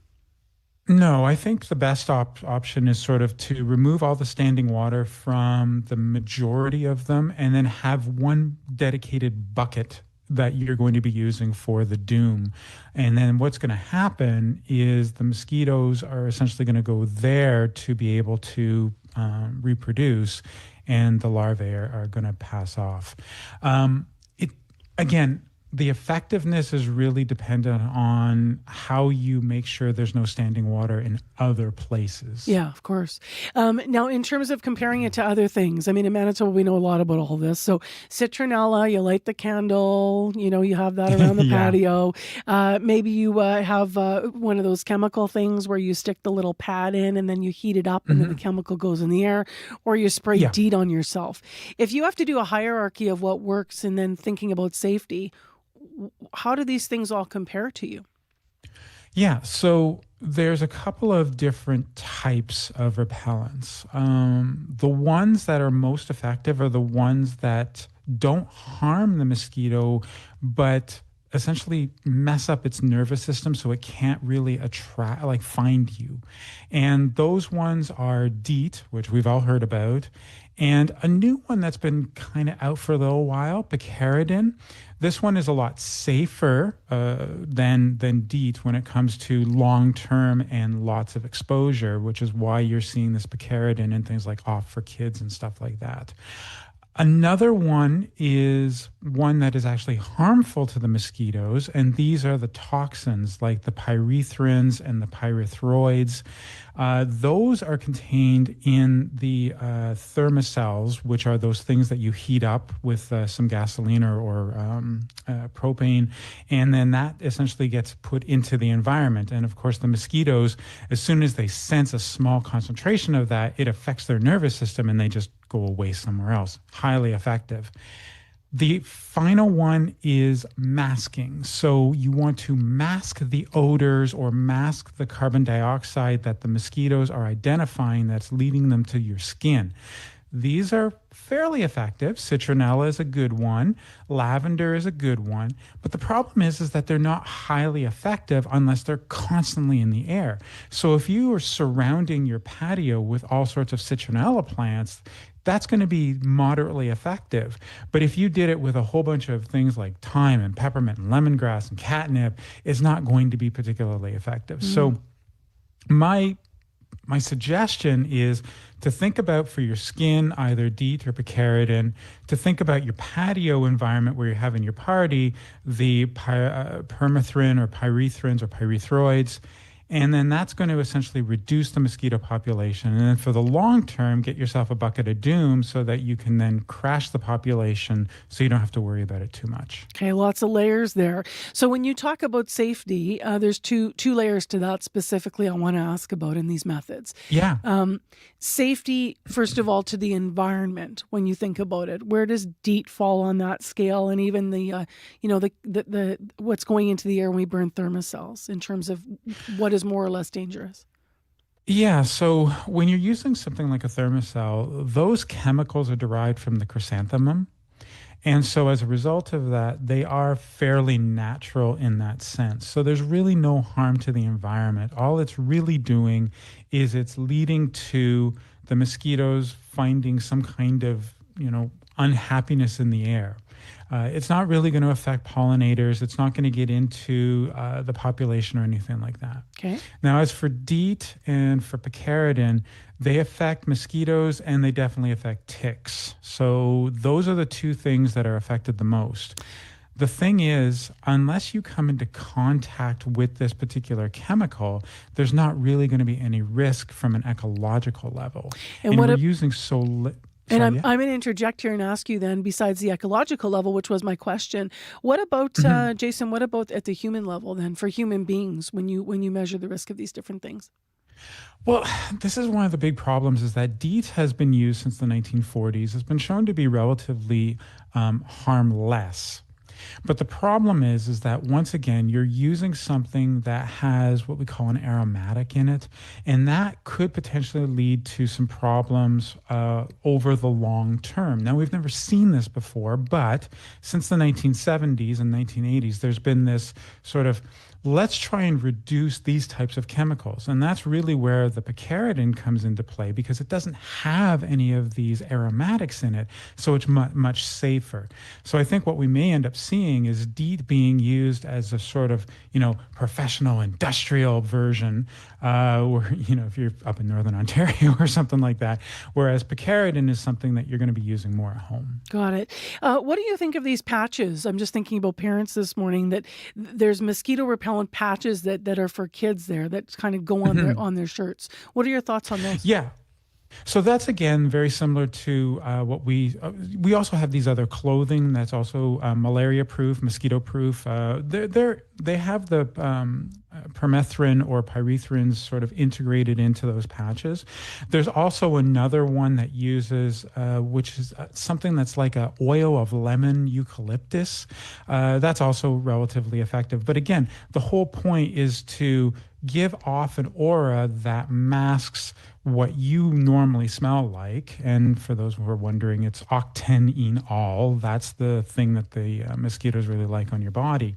And so when you've masked that, the mosquitoes don't know where you are and they can't really come to you. And so when you have that on your clothing, that essentially is masking you completely from them. And there's a very low likelihood that they're going to come after you. Well, they're coming.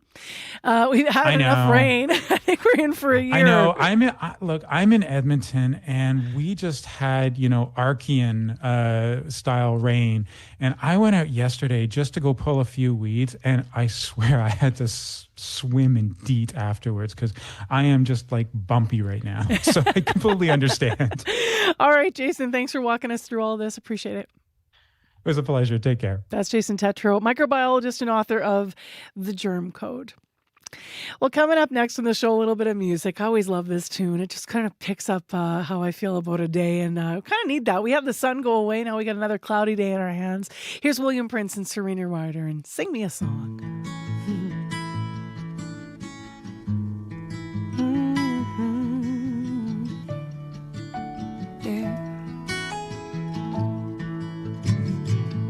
Sing me a song, babe. What kind of song, babe? The one you hear when you look into my soul. Sing me a song, babe. What kind of song, babe? It ain't gotta be good, it ain't gotta be long. Just sing me a song. It ain't gotta be good, it ain't gotta be long. Just sing me a song. Play me a song, babe. What kind of song, babe? The one that feels the closest to my touch. Play me a song, babe. What if I get it wrong, babe? It ain't gotta be good, it ain't gotta be long. Just play me a song. It ain't gotta be good, it ain't gotta be long. Just play me a song. And I could play this guitar without any strings. I could sing for hours about everything. And that'd be alright by me. I could play this guitar without any strings. And I could sing for hours about everything. And that'd be alright by me.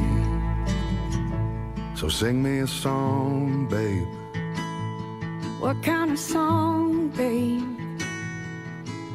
The one you hear when you look into my soul. Sing me a song, babe. What kind of song, babe? It ain't gotta be good, it ain't gotta be long. Just sing me a song. It ain't gotta be good, it ain't gotta be long. Just sing me a song. It ain't gotta be good, it ain't gotta be long. Just sing me a song. Pretty, right? William Prince and Serena Ryder with Sing Me a Song. I'm Marcy Marcuse with our team here at Information Radio on CBC. News time is coming up here with Heather Wells. It's partly cloudy, 15 degrees now downtown. On the noon call-in today, on our local call-in, which is province-wide, starts at 12:15, runs till 1.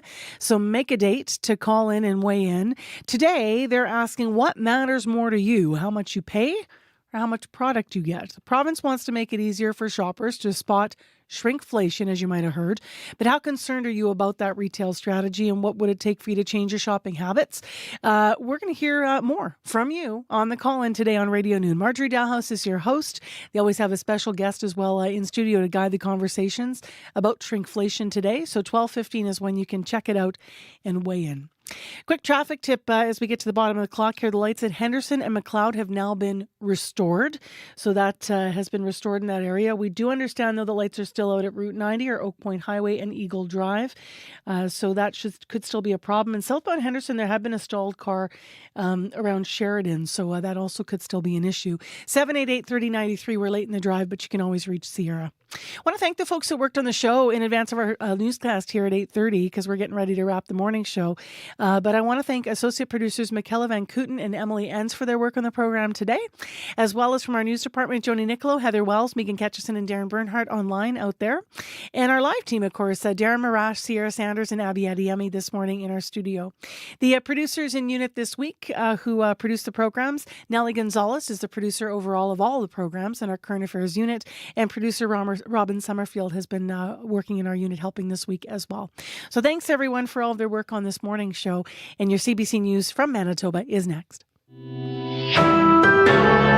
This is CBC News. Good morning. I'm Heather Wells in Winnipeg at 8:30, 15 degrees right now. Still struggling to reach normal. The normal high this time of year is 25. Today we hope for a 21. Again, we have a chance of showers and a risk of an afternoon thunderstorm. The province is wanting to find the answer to how much milk is being sold and what the earnings are. The government issued letters this month to businesses selling and processing milk. The province wants detailed financial information to inform its review of milk prices. Right now, the province controls the retail price of a 1-liter carton, but the government is thinking of setting prices for larger cartons as well. John Graham at the Retail Council of Canada says milk is not a big moneymaker for grocers. We're of the belief that the research that's currently underway by the Manitoba government is going to show that milk is sold at very low margin or below cost, depending on the store. Graham hopes the province doesn't expand its use of price controls on milk. Earlier this year, the government decided to freeze the price of a 1-liter jug for 2026. A ban on identifying a man who accused a disgraced Winnipeg police officer of threatening him at gunpoint has been lifted. The publication ban in Mohammed Hoke's case was lifted after CBC challenged it in court. Hoke told court in April he only admitted to drug trafficking because he feared for his life.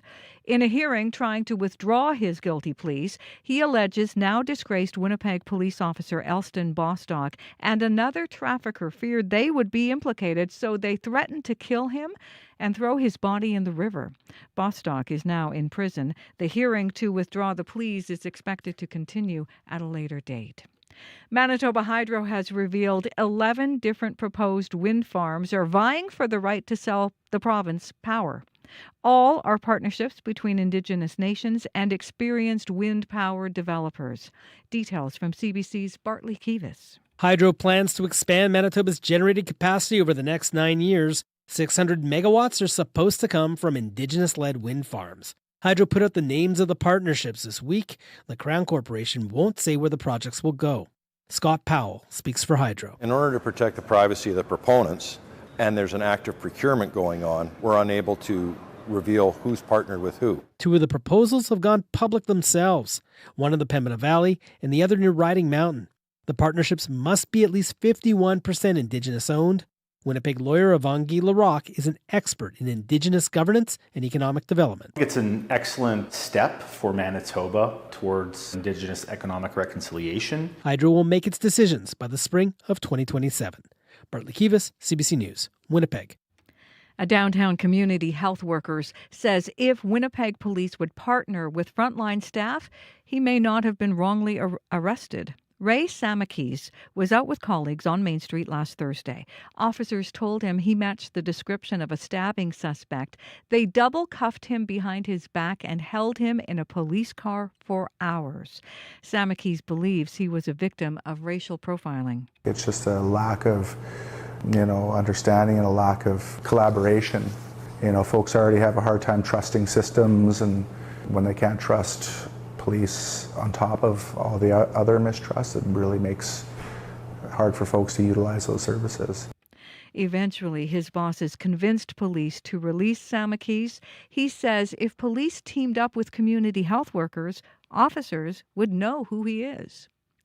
People in a Garden City neighborhood are in shock after police determined the death of a 73-year-old woman is a homicide. Lexi Diane Smart was found dead inside her Primrose Crescent home 2 weeks ago. Nancy Zanella lives across the street. We were just good friends. I mean, anytime I needed anything, I could go across the street or she could come here. A few times we had been going through a rough few months. She brought us pizza once and some spring rolls. She thought, if we didn't want to cook or something. Zanella says police were at the house for several days after Smart's death. She says her neighbor was a school teacher who was generous and friendly. 1,000 parents in the Hanover School Division have signed a petition opposed to the division's plan to remove older students' health privacy from parents. School Board Chair Dallas Weeb says they're still moving forward with crafting that policy. He understands parents have concerns about health care in Hanover schools. Parents care about their kids.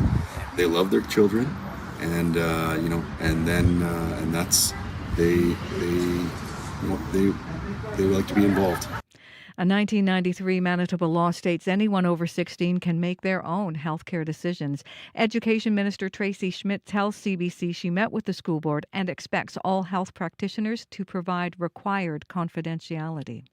Well, earlier this week, Jennifer Flett won the NDP nomination in the Kamisak.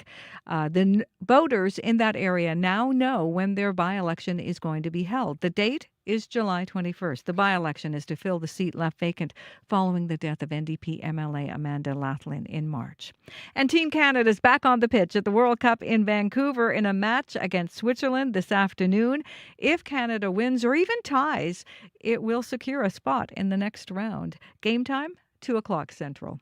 You can find the latest news at cbc.ca/Manitoba. Our shifts have working out here. I love that. It's rare, right? I know. So I'm going to be watching this afternoon. It sounds like you might be too, Heather. Absolutely. Yeah. All right. Thank you. Thank you. So much excitement in Vancouver. If you're going to be watching as well, I'm sure it's going to just be a sea of red. All right. Let's get into what's happening one last time on our morning commute with Sierra Sanders. Marcy, those lights that were out at Henderson and McLeod, those lights have been restored. Thanks to Nick for that update as well. You might just want to keep an eye out for a stopped car in the right lane on southbound Henderson just before Sheraton. It looks to have lost a wheel there, so be careful through there. All right, thank you. And a last quick look at the weather here. Yeah, Marcy, we're looking at more like localized showers expected in the south and lots of sunshine in the northern part of the province. Down south, crawling close to 20 degrees, while up north we'll see the 25s and the 26. Winnipeg, 15 heading to 21.